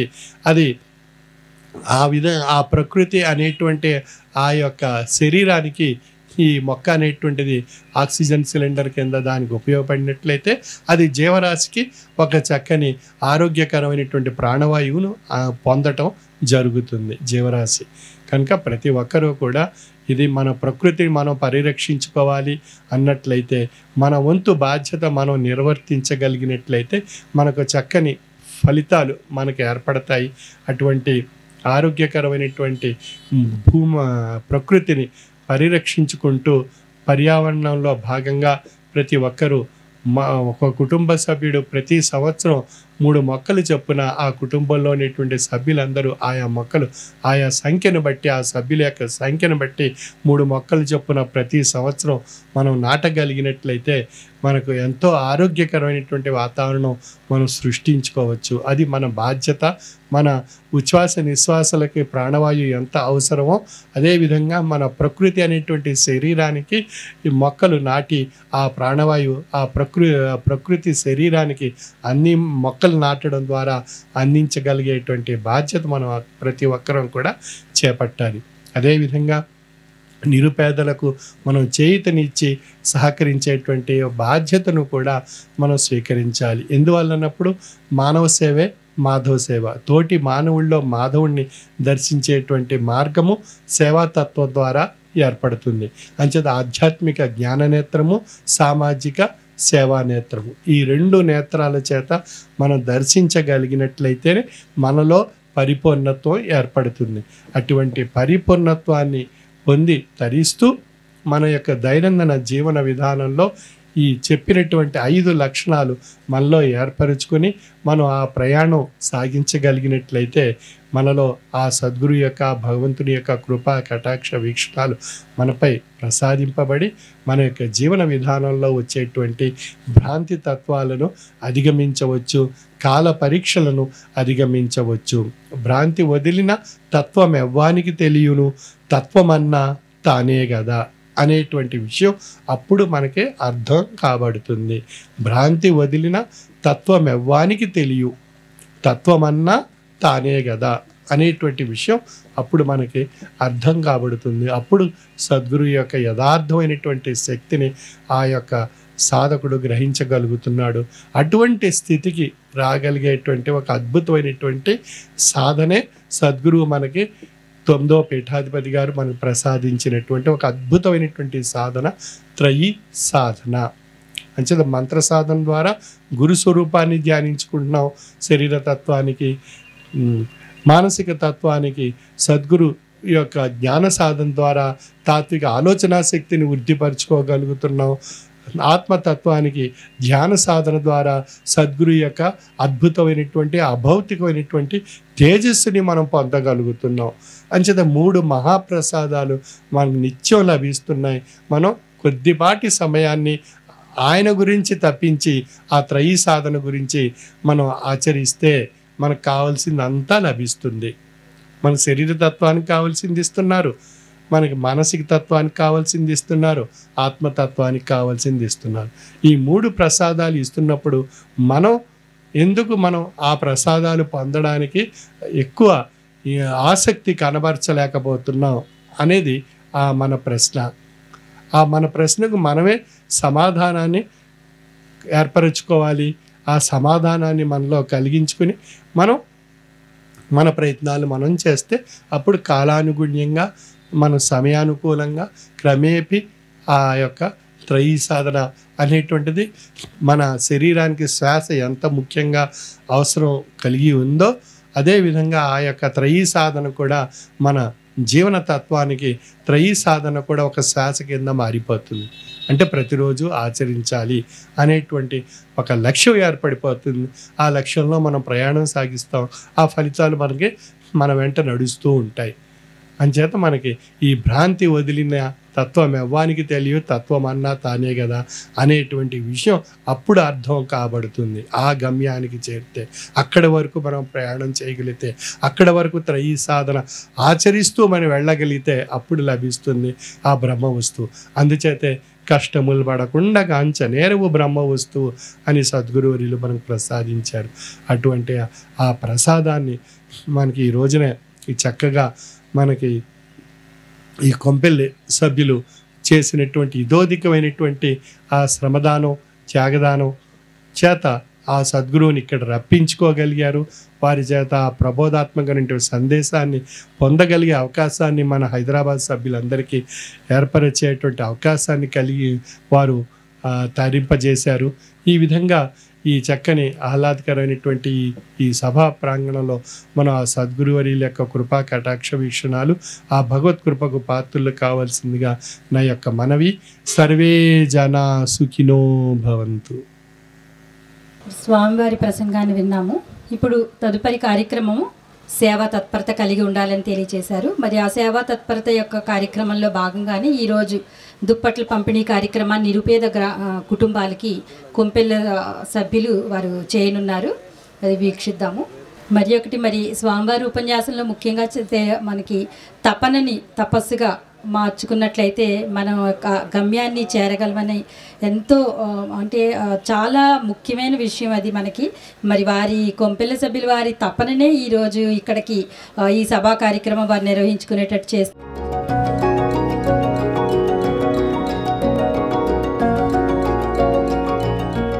కొంపెల్ల సభ్యులు వచ్చి స్వామివారిని సత్కరించవలసిందిగా మనవి.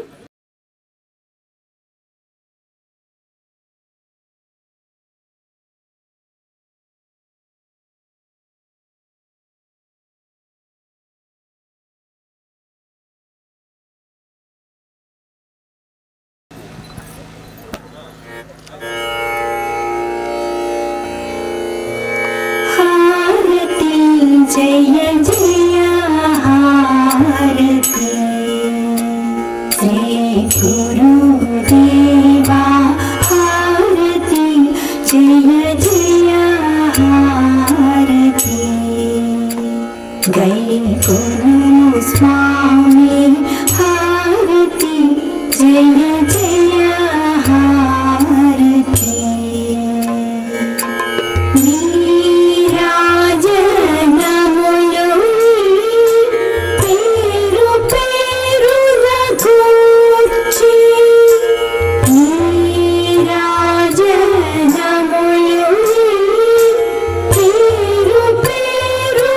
Thank you.